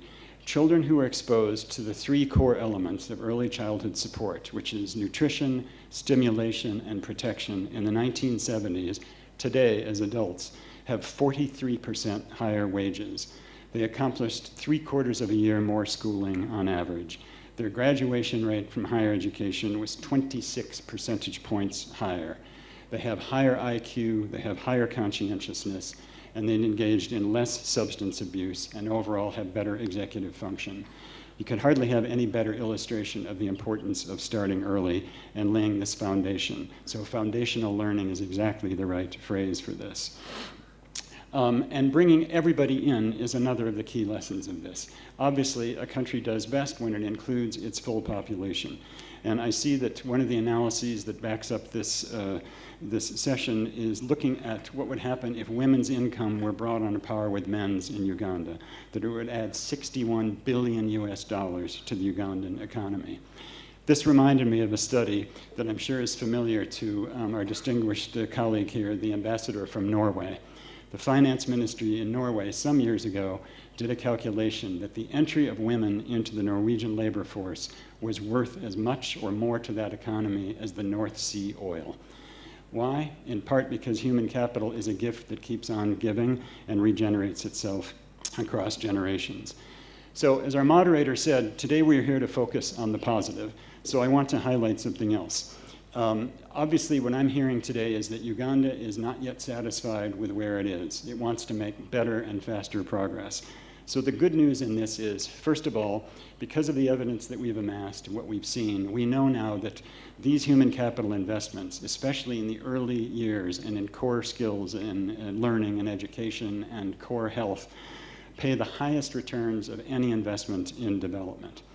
The next good news is they pay the highest of all in Africa because of where Africa stands today on the human capital scale. And so Uganda has a tremendous opportunity, even bigger than most countries, to take advantage of this and act quickly. Another thing I think that has been a barrier to investing in this is I think everyone is convinced that a better educated child is going to have a more productive and affluent life during her life. But if you're a harried finance minister and you are looking for things to invest in that are going to help in the short term, that's a fairly daunting proposition to say, oh, this will pay off in 40 or 50 years. And that's a fair point. Indeed, as we know, it will pay off over many lifetimes. But what is now clear is that these investments can also pay off very quickly, indeed almost right away. If you think about it, a child who is properly nourished by the age of 2, when her nutritional status is essentially complete, is far more likely to stay in school, which means that you're going to have fewer dropouts, fewer repeated grades. She is far less likely to get sick because malnutrition explains more than half of childhood illnesses and thereby put fewer demands on the health system. And in both ways, that is going to help increase the return on investments government is making already in health and education. So the lesson we took from all of this, after all our years of neglect, is that what we really need is more balanced development. That countries cannot afford to simply select one set of sectors and say, we're going to be all about agriculture, or we're just going to exploit, the digital revolution. A country needs all of these things working together, but it cannot neglect human capital, and in particular, it needs to get into it early. Now let me turn to Uganda for a moment. Uganda has achieved many wonderful things over the years. It was one of the first to embrace the idea of universal primary education, again, 25 years ago. It has been a leader in employer-led skills development, which is one of the best ways to make sure that people bring the relevant skills to the marketplace. It has been, of course, world-leading in its generosity toward refugees, including in their human development. And as someone who worked for many years on HIV/AIDS, I would be remiss if I did not congratulate Uganda yet again for its extraordinary leadership early on in the epidemic. To this day, 40 years after the epidemic emerged, Uganda remains the only country that has ever pushed back a generalized epidemic relying only on prevention. Everything it did was homegrown. It was led by His Excellency, the President. It did not rely on miracle medicines or massive amounts of external funding. It was entirely homegrown, and this proves to me what Uganda can do when it puts its full effort into something. And the results of many of these, of course, have been dramatic. Life expectancy has risen 18 years here in this century alone, from 46 to 64, an extraordinary achievement. And so what I hear the First Lady saying and what I see in Vision 2040 and the NDP3 is Uganda now wants to take this to the next level and realize that it's laid the foundation for this, it has demonstrated it can do this, and now it is ready to move ahead as aggressively as possible. I mentioned before that human capital is the majority of capital around the world, but the number for Uganda is more striking still. 73% of Uganda's capital is in the form of human capital. That is one of the leading numbers in the world. It is higher than most of the high-income countries, which means there's an extraordinary amount to be gained by developing this to its full potential. Obviously, with a human capital index of 38, there's plenty of room for improvement, and I'm very pleased at the ambitious goals that have been set out in the NDP3, which I'm confident Uganda can achieve, and which we are very happy to try to support. But it's going to require raising the effort, speeding up, investing more smartly, and above all, doing this kind of measurement and corrections that are needed to move ahead. Especially with that pending demographic dividend, taking 73% of the capital and really being able to capitalize on it to its full use is an extraordinary opportunity. Just to look at a couple of comparison countries which invested in people before they started to get rich, consider the neighbor, Kenya, where I live. Kenya has spent the last 20 years investing heavily in education, not just in schooling, but also in learning. It worked very hard on the quality of its teachers, on the necessary inputs, and today it has the highest human capital index in continental sub-Saharan Africa. It also, of course, is squarely a middle-income country, and it has been able to move ahead very quickly in a number of things.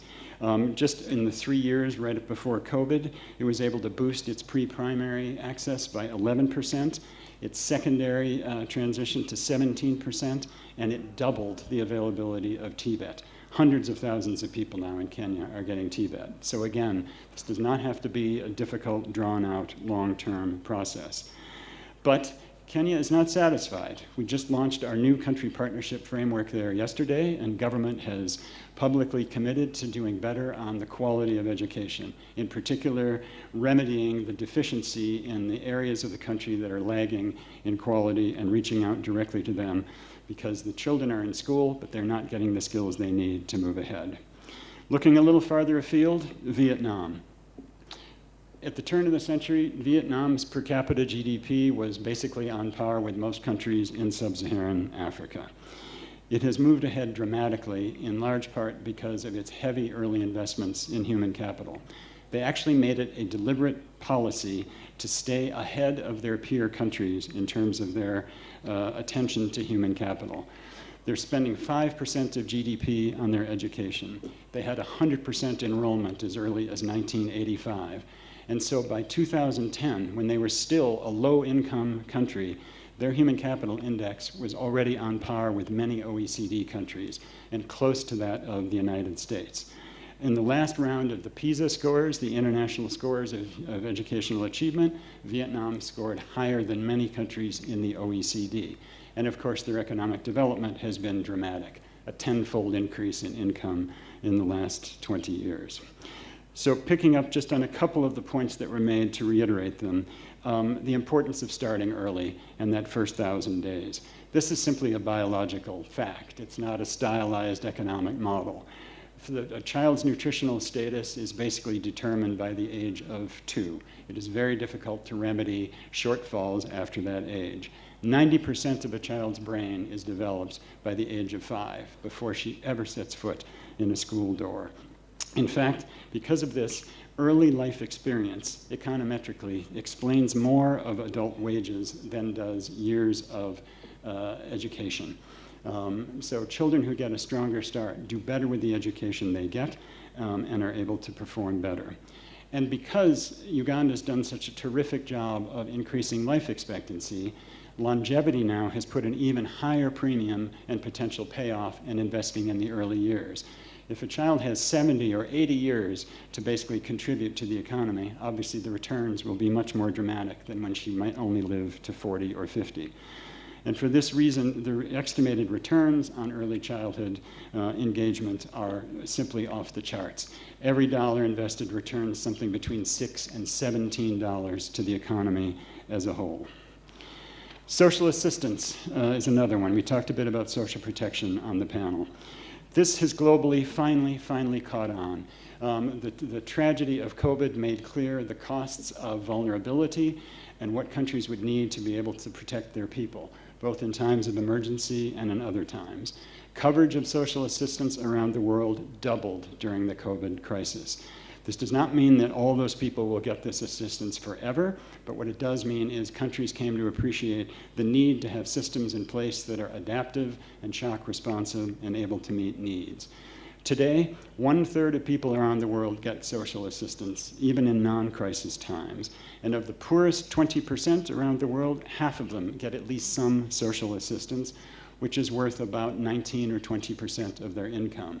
So this idea, which was still novel 20 years ago, which was originated in a couple of countries in Latin America and Bangladesh, has now become one of the most widely studied and validated interventions around the world.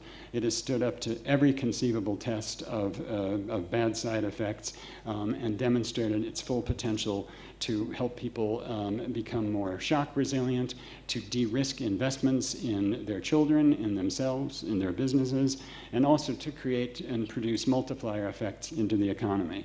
It's estimated that social assistance in Mexico and Kenya, every dollar that goes to a family actually generates $2 ultimately for the economy. Inclusion also enables people to invest in productive assets, to save, earn, and consume more. So this actually, it speeds the day when they can graduate from these programs, not rely on them, and become fully productive, able to use their talents and contribute to the economy as a whole. And some countries have chosen to condition the transfer of these funds on things. In most of Latin America, these transfers are conditional.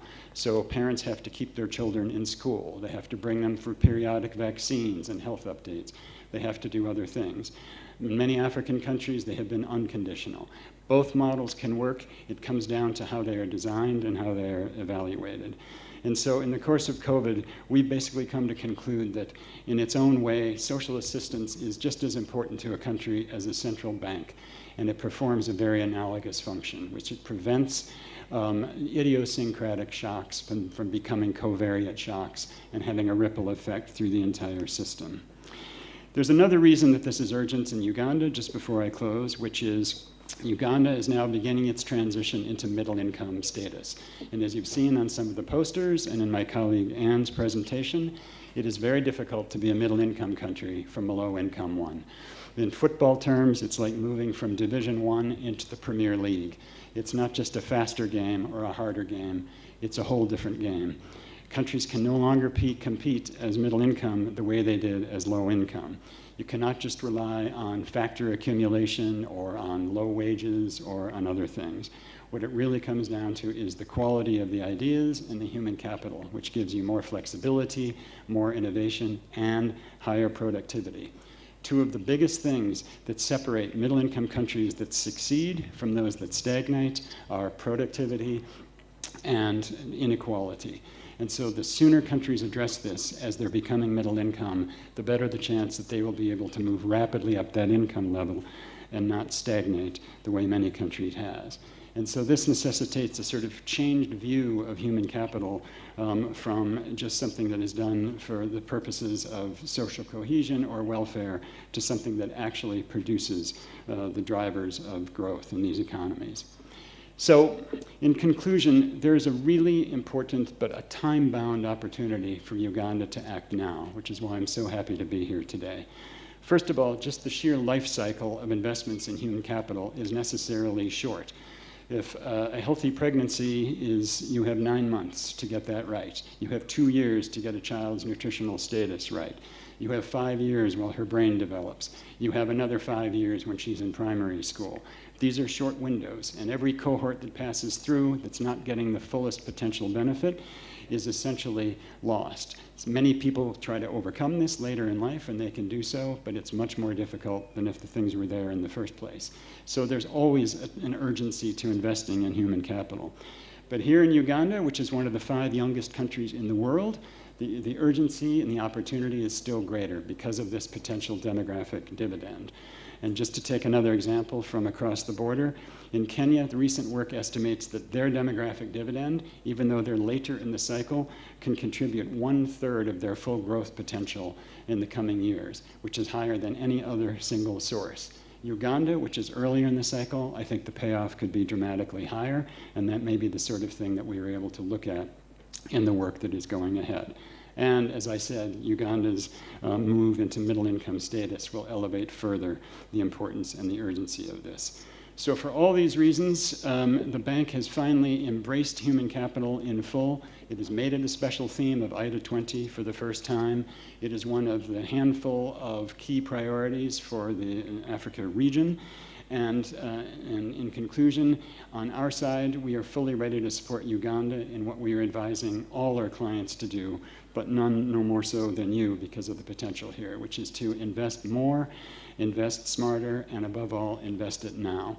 So it is an honor to be here. It is an honor to be involved in this work. We look forward to working with you and all the wonderful ideas and seeing Uganda put its shoulder to this task as it has to so many others and possibly again become a leader for countries around the world. So thank you very much.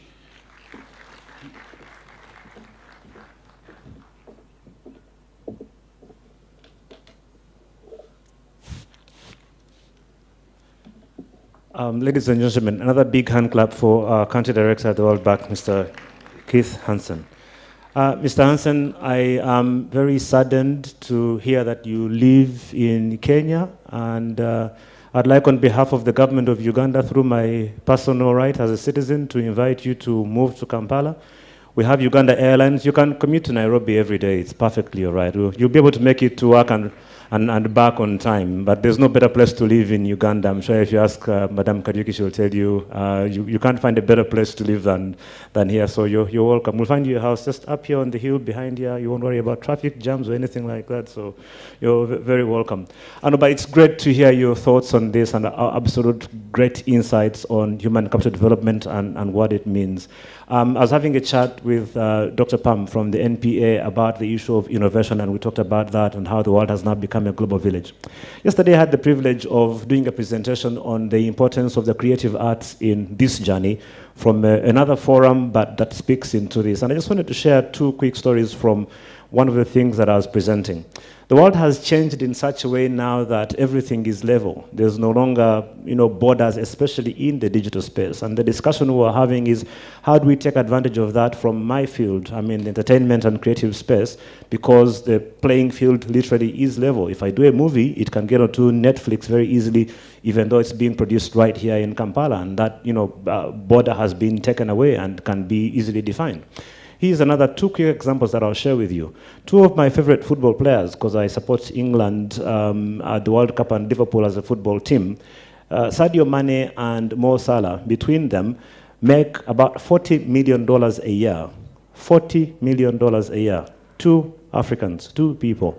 Even if they bring just 10% of that back home as an investment, you can imagine the impact that it has on the economies back home. There's a guy called Manny Pacquiao, who many of us will be familiar with as a famous Filipino boxer. Every time that Manny Pacquiao fights in Las Vegas in a big fight, the Filipino peso gains strength against the dollar. Now, this is a fact, you can check it. Every time one individual fights, his country's currency gains against the dollar because of him as an individual. And finally, there are 3 musicians, those of you who are young enough to be in tune with the latest trends in music will have heard of a guy called Wizkid or Davido or Burna Boy, who are Nigerians. And between the 3 of them in 2021, generated $7 million in concert payment fees. So for Burna Boy to perform at an event, because I'm an events organizer, you will have to pay him a minimum of $250,000 to $300,000 every time he just shows up to hold a microphone and make some noise for about an hour, and he'll go away with about $300,000. If you develop your human capital as a country in that space, and this is just one sector we're talking about, you can imagine the impact that it's going to end up having on the economy as a whole. So just some insight in terms of why I'm excited that we're doing this as a country and the journey that it probably presents.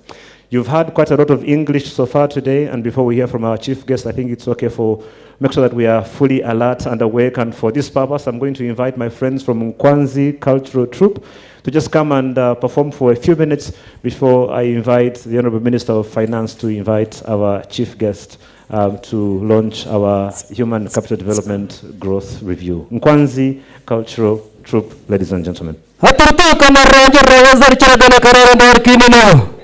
Aturtata na nanya gagwatganya mazina gabarundante na terkebo mazanja gumanimba bweza. Aturtati na chirujinchi zeta kazukurwa kajya porogomane benda kanyaru bangaru baranshe chekatugara jojo na tumbazani. Tereba kaseturum chana nanutar gorgantsani kabagenzi. Atkemo narwanya kagongi kabaza shine ni kumira bijo kwicheka nsobwe ni shero kanya. Atkemo nakagabe kitagara zakiteze mwanyu nonye nusomusema kakira mutayo kira ka Uganda.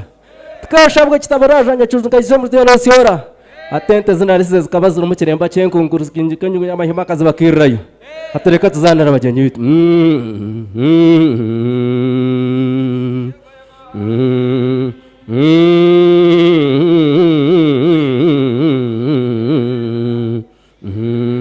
Imurangaze bojwa ego.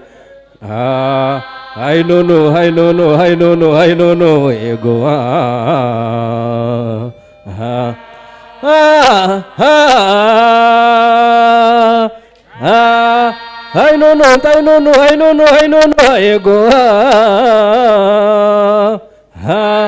Henu munterrango manzane henu mujikoto hazamu murembeino mazma hurra Havana mama hekundi babaina Hemutaratina hazamurwate kento mazma hurra abanyakore wakachikamba ngwakanuji nazara bana baruje ubwijo kazana mbarara banyata cara mugongo oryo kubariyete abakazi bitu heni mwimuche emwara migongo yo munyakore okuyabira zador Inyamurume Enyamurumanenduma Eyarumanaruma Enerumanenduma Enyamurumanenduma Nirwa kasindizwe Enekusindirawe Enyamurumanenduma Eyarumanaruma Enerumanenduma Enyamurumanenduma Enyamurume Zajumero tinikamwa Zajumero tinikamwa Ezonta zabahinda zarira rwangorogoro Zajumero tinikamwa Subura chozi nangabo zajumero Murete byanze duhikame zajumero tinikamwa Ezonta zabahinda zarira rwangorogoro Zajumero tinikamwa Nimureba bakazi banshamarire ego Nimureba bakazi banshamarire bihimba byasyoro eshawe yaburo monyo banyina bajimuza Yabare baronye muksha hurra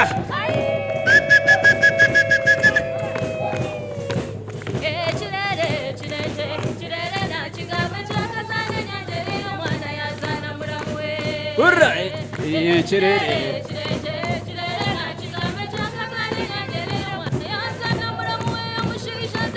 itarite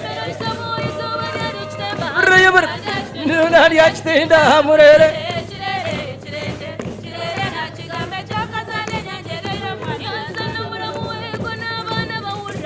mada koneira urran humura negumza jiri jiri negumza jiri jiri ngoma zanya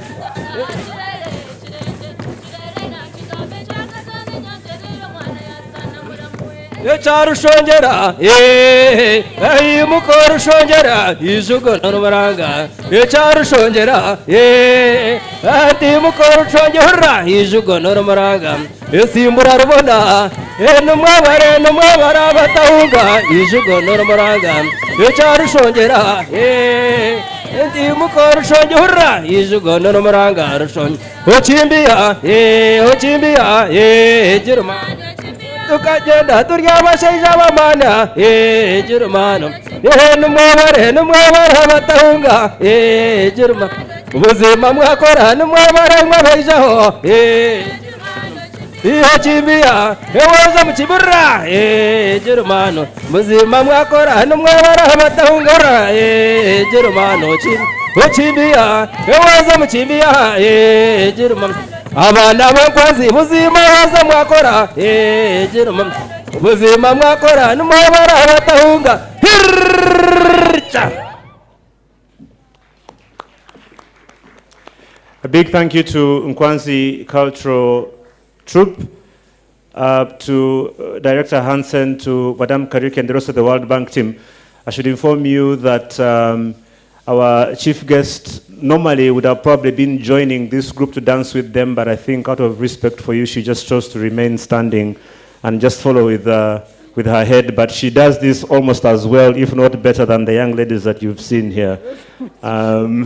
She's done this for all of her life. She's very good at this. Now, it is my privilege and singular honor to invite the person who is going to invite our chief guest. In his own right, he has made some wonderful contributions to the human capital development for this country, not only through the people that he serves in his home district in Buyanja as a member of parliament. He served as a Minister of Internal Affairs, but also Minister of State for Planning, before now taking on the honor of running our economy. I like to fondly refer to him as Honorable Captain Mataya Kasaija, the captain name because we say that he's the captain of our aeroplane, which goes swee. And he's going to come and tell us a little bit about how he's been navigating this turbulence we've been dealing with, but also invite our chief guest to make her remarks. Ladies and gentlemen, please welcome with me the Honorable Captain Mataya Kasaija, the Minister of Finance, Planning and Economic Development, as he comes.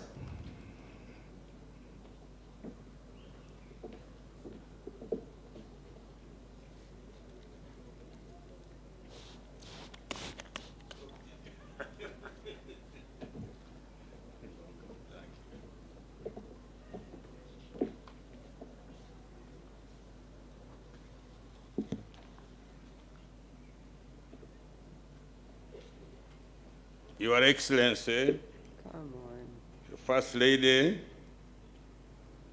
and the Minister of Education and Sports in the government of the Republic of Uganda, all colleagues, ministers, and ministers of state who are here, development partners, all invited guests, ladies and gentlemen. I wish to begin by thanking the organizers of this high-level event, particularly for inviting me to deliver opening remarks. First and foremost, I wish to extend my sincere appreciation to the World Bank Group for partnering with the government of Uganda to undertake this Human Capital Development and Growth Review. The review is timely and in line with NDP3, specifically the Human Capital Development Program, whose goal is to improve the productivity of labor for increased competitiveness and better quality of life for all. The economy is there because the human capital is there. Without it, there is no economy. Ladies and gentlemen, Uganda's economy is recovering from the adverse effects of COVID-19 pandemic. The size of the economy as of June 2022 stood at Uganda shillings 162.1 trillion, an equivalent of US dollars 45.7 billion. Economic activity has remained more buoyant with a growth rate of 4.6% in financial year 21-22, up from 3.5% in financial year 2021. With this buoyancy and recovery, the moderator you heard, you said when I did my thing like this, the plane got a bit of a problem, as you know. We met clouds, and those clouds retarded our speed, but now the machine is working once again, and we shall get where we want to go. With this buoyancy and recovery, and the resilience of the economy induced by government's deliberate and prudent economic policies, Uganda's GDP per capita has increased to US dollars 1,046 US dollars in current prices, which is equivalent to Uganda shilling 3.7 million per person per year. Distinguished guests, the availability of appropriate and adequate human capital facilities increased in production, productivity, and technological growth, as I said before. Therefore, well-educated, skilled, and healthy human resources are essential to facilitate economic growth and development. Higher levels of human capital improve labor productivity and consequently lead to high per capita income. My ministry has continued to prioritize the delivery of particular public service whose functions directly impact on human development outcomes. In financial year 2022-23, government appropriated 7.2 trillion to Human Capital Development Program, accounting for the largest share, that is 26.9% of the total national budget. Let me repeat this for emphasis. In the financial 22-23, the one we are running, government appropriated 7.2 trillion to the Human Capital Development Program, accounting for the largest share, that is 26.9% of the total national budget. In addition, government has continued to promote skills development with the aim of creating employable skills and competences relevant in the labor market to enhance productivity. Ladies and gentlemen, government has registered significant progress in a number of human capital development outcomes over the years. The literacy rate for persons aged 10 years and above slightly increased by 2% from 74% in 2016-17 to now to 76% in financial year 19-20. Life expectancy has increased from the lowest level of 44 years in 1998 to 63 in 2019-20, as somebody alluded already to this. The current safe water coverage in rural and urban areas is estimated at 68% and 70.5% respectively. So far, 48,338 villages representing 70% of the total villages have been served with at least one source of water. Water is life, as you know. Distinguished guests, Uganda's Human Development Index stands at 0.525 as of 2021, a slight decline from 0.544 in 2019. it is imperative to note that funding human capital development in a holistic manner is a pertinent issue. Thus, there is need to ensure that the country has a strong HCD program working group to achieve the desired results of the program. Ladies and gentlemen, one of the main development challenges today is the question of why government's investment in human capital is not translating into desired results and impact. For example, why is spending on education and skills development not translating into the desired rate of job creation? Why is spending on food and nutrition not translating into the desired hunger reduction? This ongoing human capital review should critically analyze such issues to inform government policy. In May 2021, the Minister of Education and Sports constituted the Education Policy Review Commission to inquire into the effectiveness and relevance of the current education policy. I urge you to work in collaboration with this commission to avoid duplication. Ladies and gentlemen, our ministry is fully committed to improving the effectiveness and efficiency of human capital development initiative. Financing human capital development remains one of government's key strategic areas of focus to sustain productivity growth and translate that growth into more and better jobs. This will enhance employability and livelihoods for inclusive growth and wealth creation. Mama, you have challenged me that we should talk seriously about education data collection funding. My advice is very simple. We are now in the budgeting cycle. You ask your permanent secretary to ensure that this point is one of the most priorities of the ministry, and we shall not do the needful, so I promise you. With these remarks, it's now my pleasure, Madam First Lady, to invite you to deliver your speech. Thank you very much.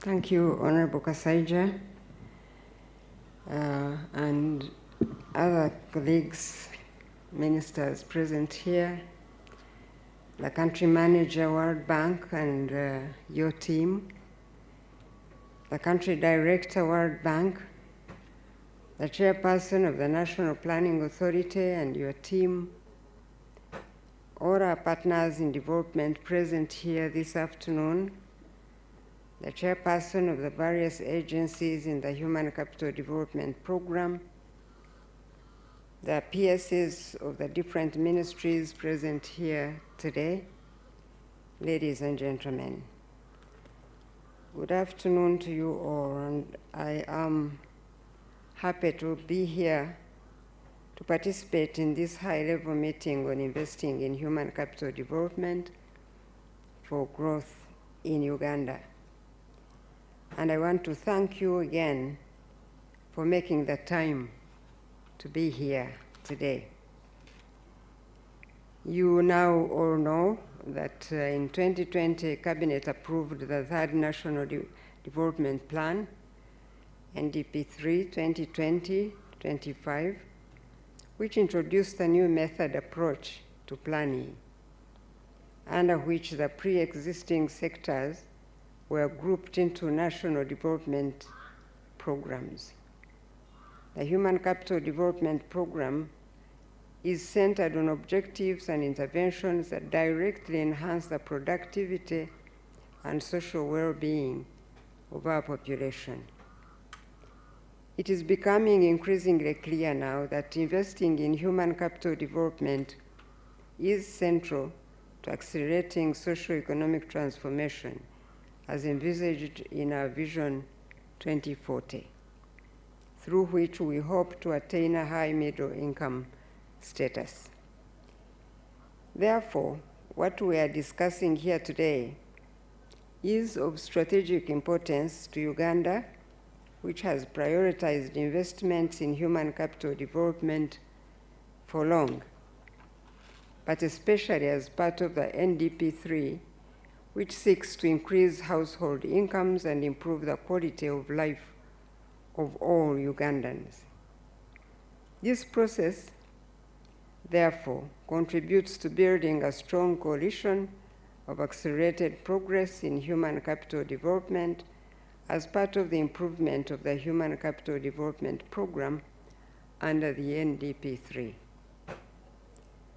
Now, as the lead person of this program, which brings together various sectors, including education, health, water and environment, gender, and community development, I find this event timely as we now finalize the midterm review of the NDP3. Furthermore, the current program-based approach to planning and budgeting presents the opportunity for addressing development challenges that require multi-sectoral action in partnership with sectors in the other NDP3 programs, such as agriculture, energy, transport, ICT, trade, and industry.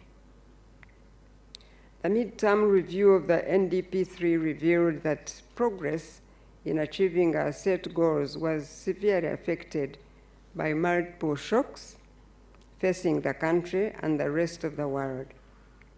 Indeed, we all witnessed the severe disruptions in business operations and supply chains caused by the COVID-19. So there is nothing new I'm telling you that you don't already know. For instance, the Karamoja region faced the worst shortage of food witnessed in over a decade due to the recent drought. These crises must be addressed to forestall their effects on human capital accumulation, utilization, and overall socio-economic transformation. The other challenges affecting progress in human capital development that we must be cognizant of include the rapid population growth rate, inadequate employment levels, inequalities in human capital outcomes and services across various dimensions, scarce resources, and the insufficient coordination of efforts at all levels and across the public and private sector.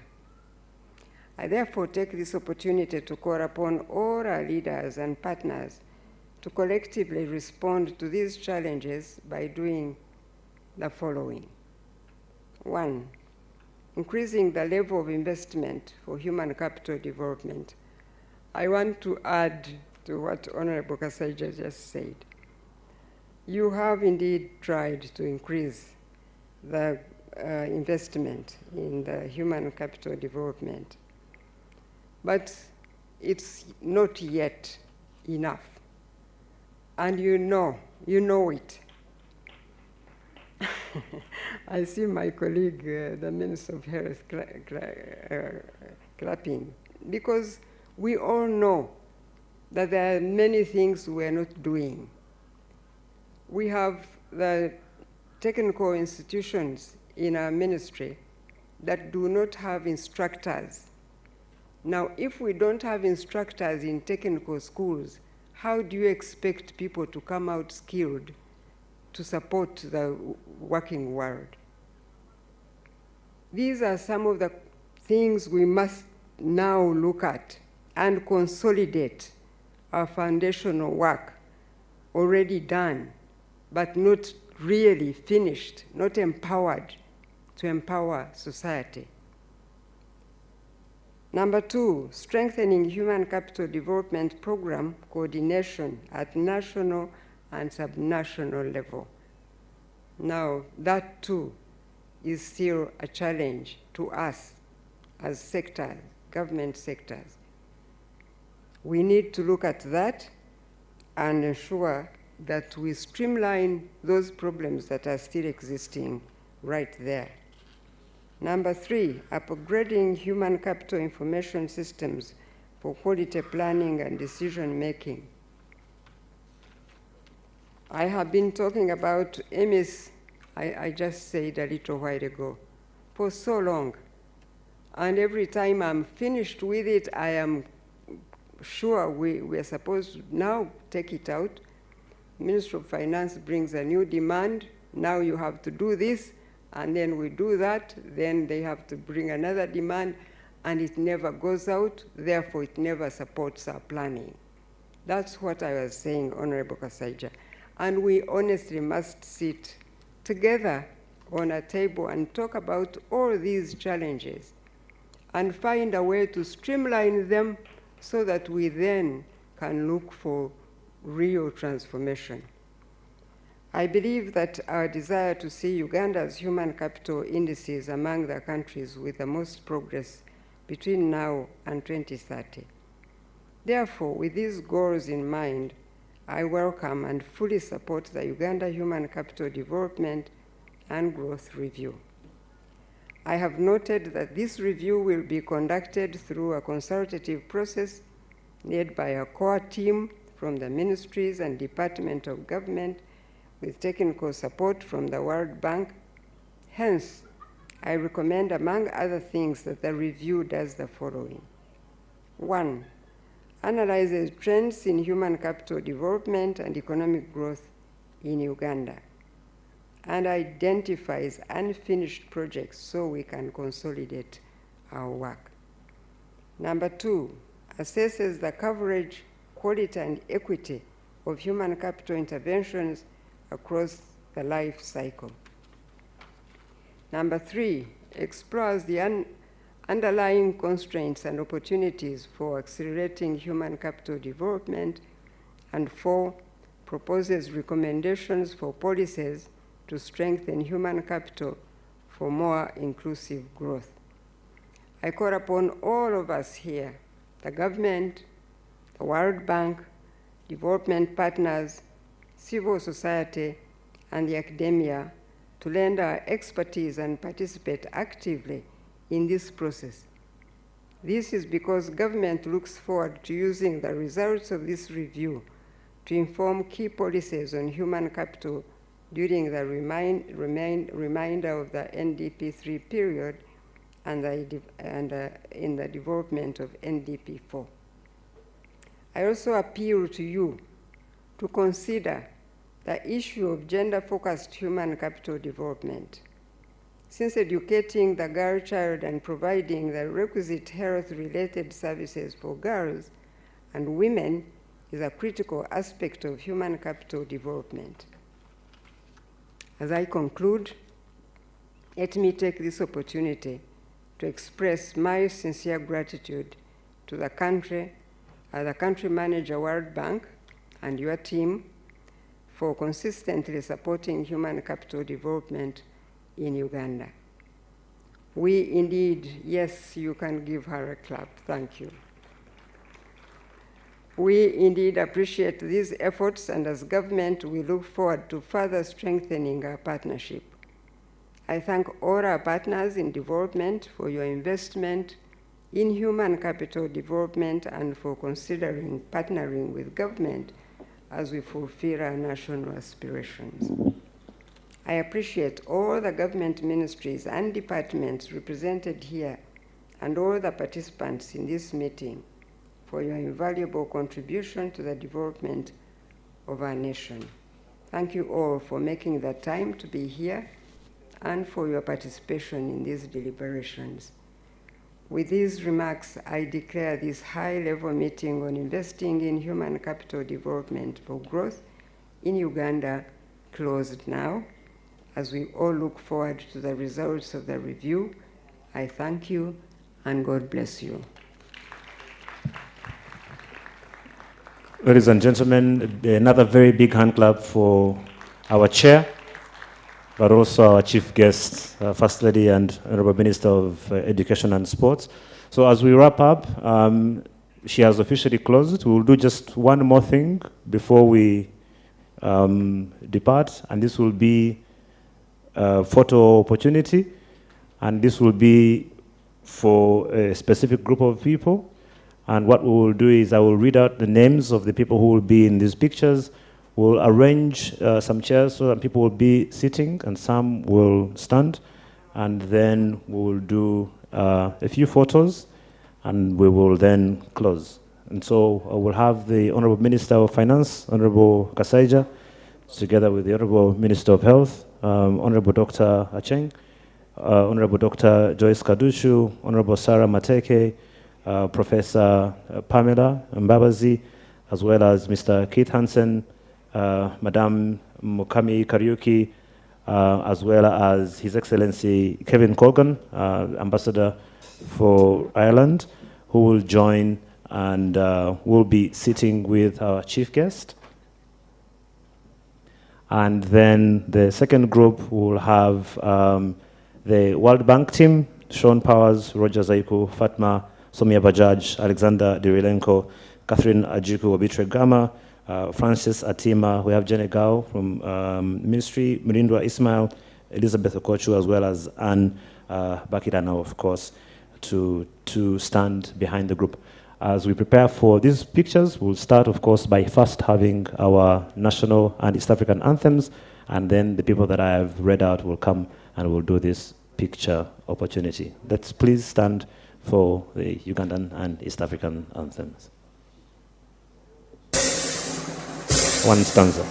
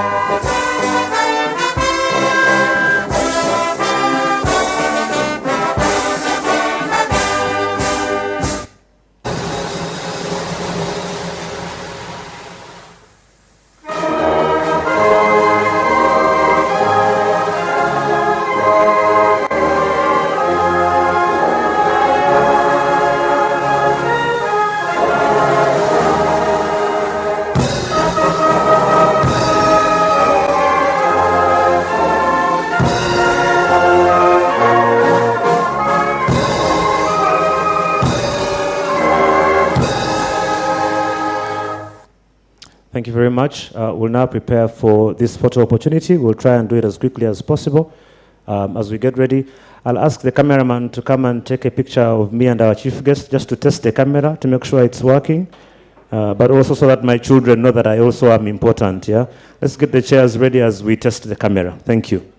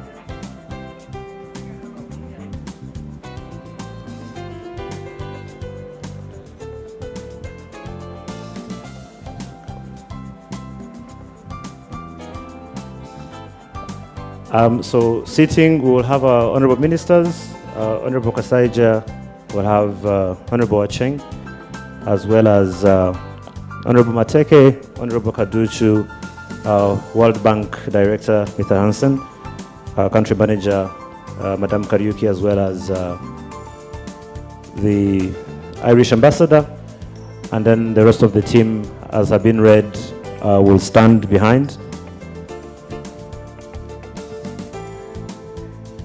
If it's possible, can I ask the World Bank team to maybe get the banners just a little bit closer so we can make sure that they are in the picture? Also, I'll encourage everyone to make sure that they have their mask on. Thank you.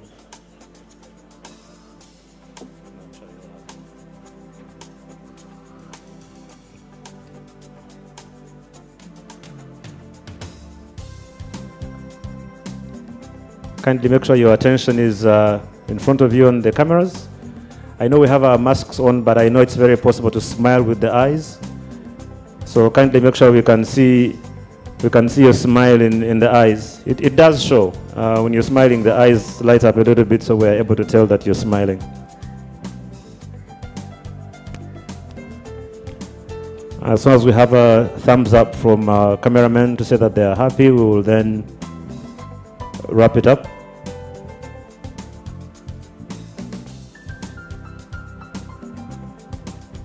So Henry, you're my official photographer. As soon as you're done, just give a thumbs up and we're good. Okay, we are good. Thank you so much, ladies and gentlemen. Allow me once again on behalf of the government of Uganda and the World Bank to thank you for being a part of this high-level meeting and launch of the Uganda Human Capital Development and Growth Review. We look forward to seeing the results in March, and hopefully we can be on a great journey to get the most out of this demographic dividend. I want to say thank you very much. My name is Ben Mwine. I want to wish you a very good evening. Say God bless you and God bless Uganda. Thank you.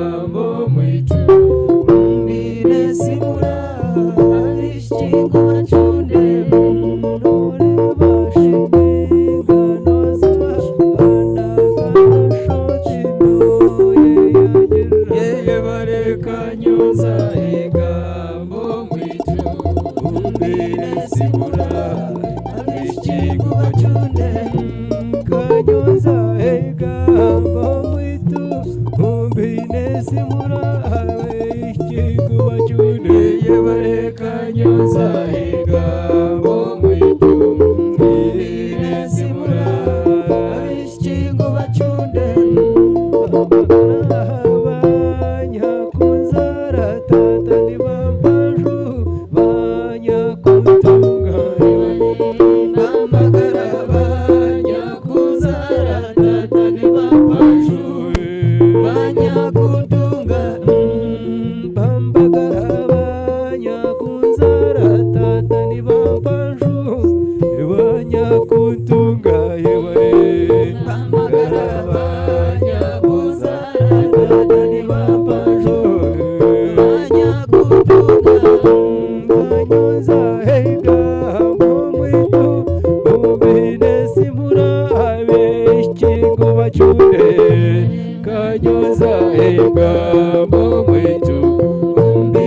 kwesibula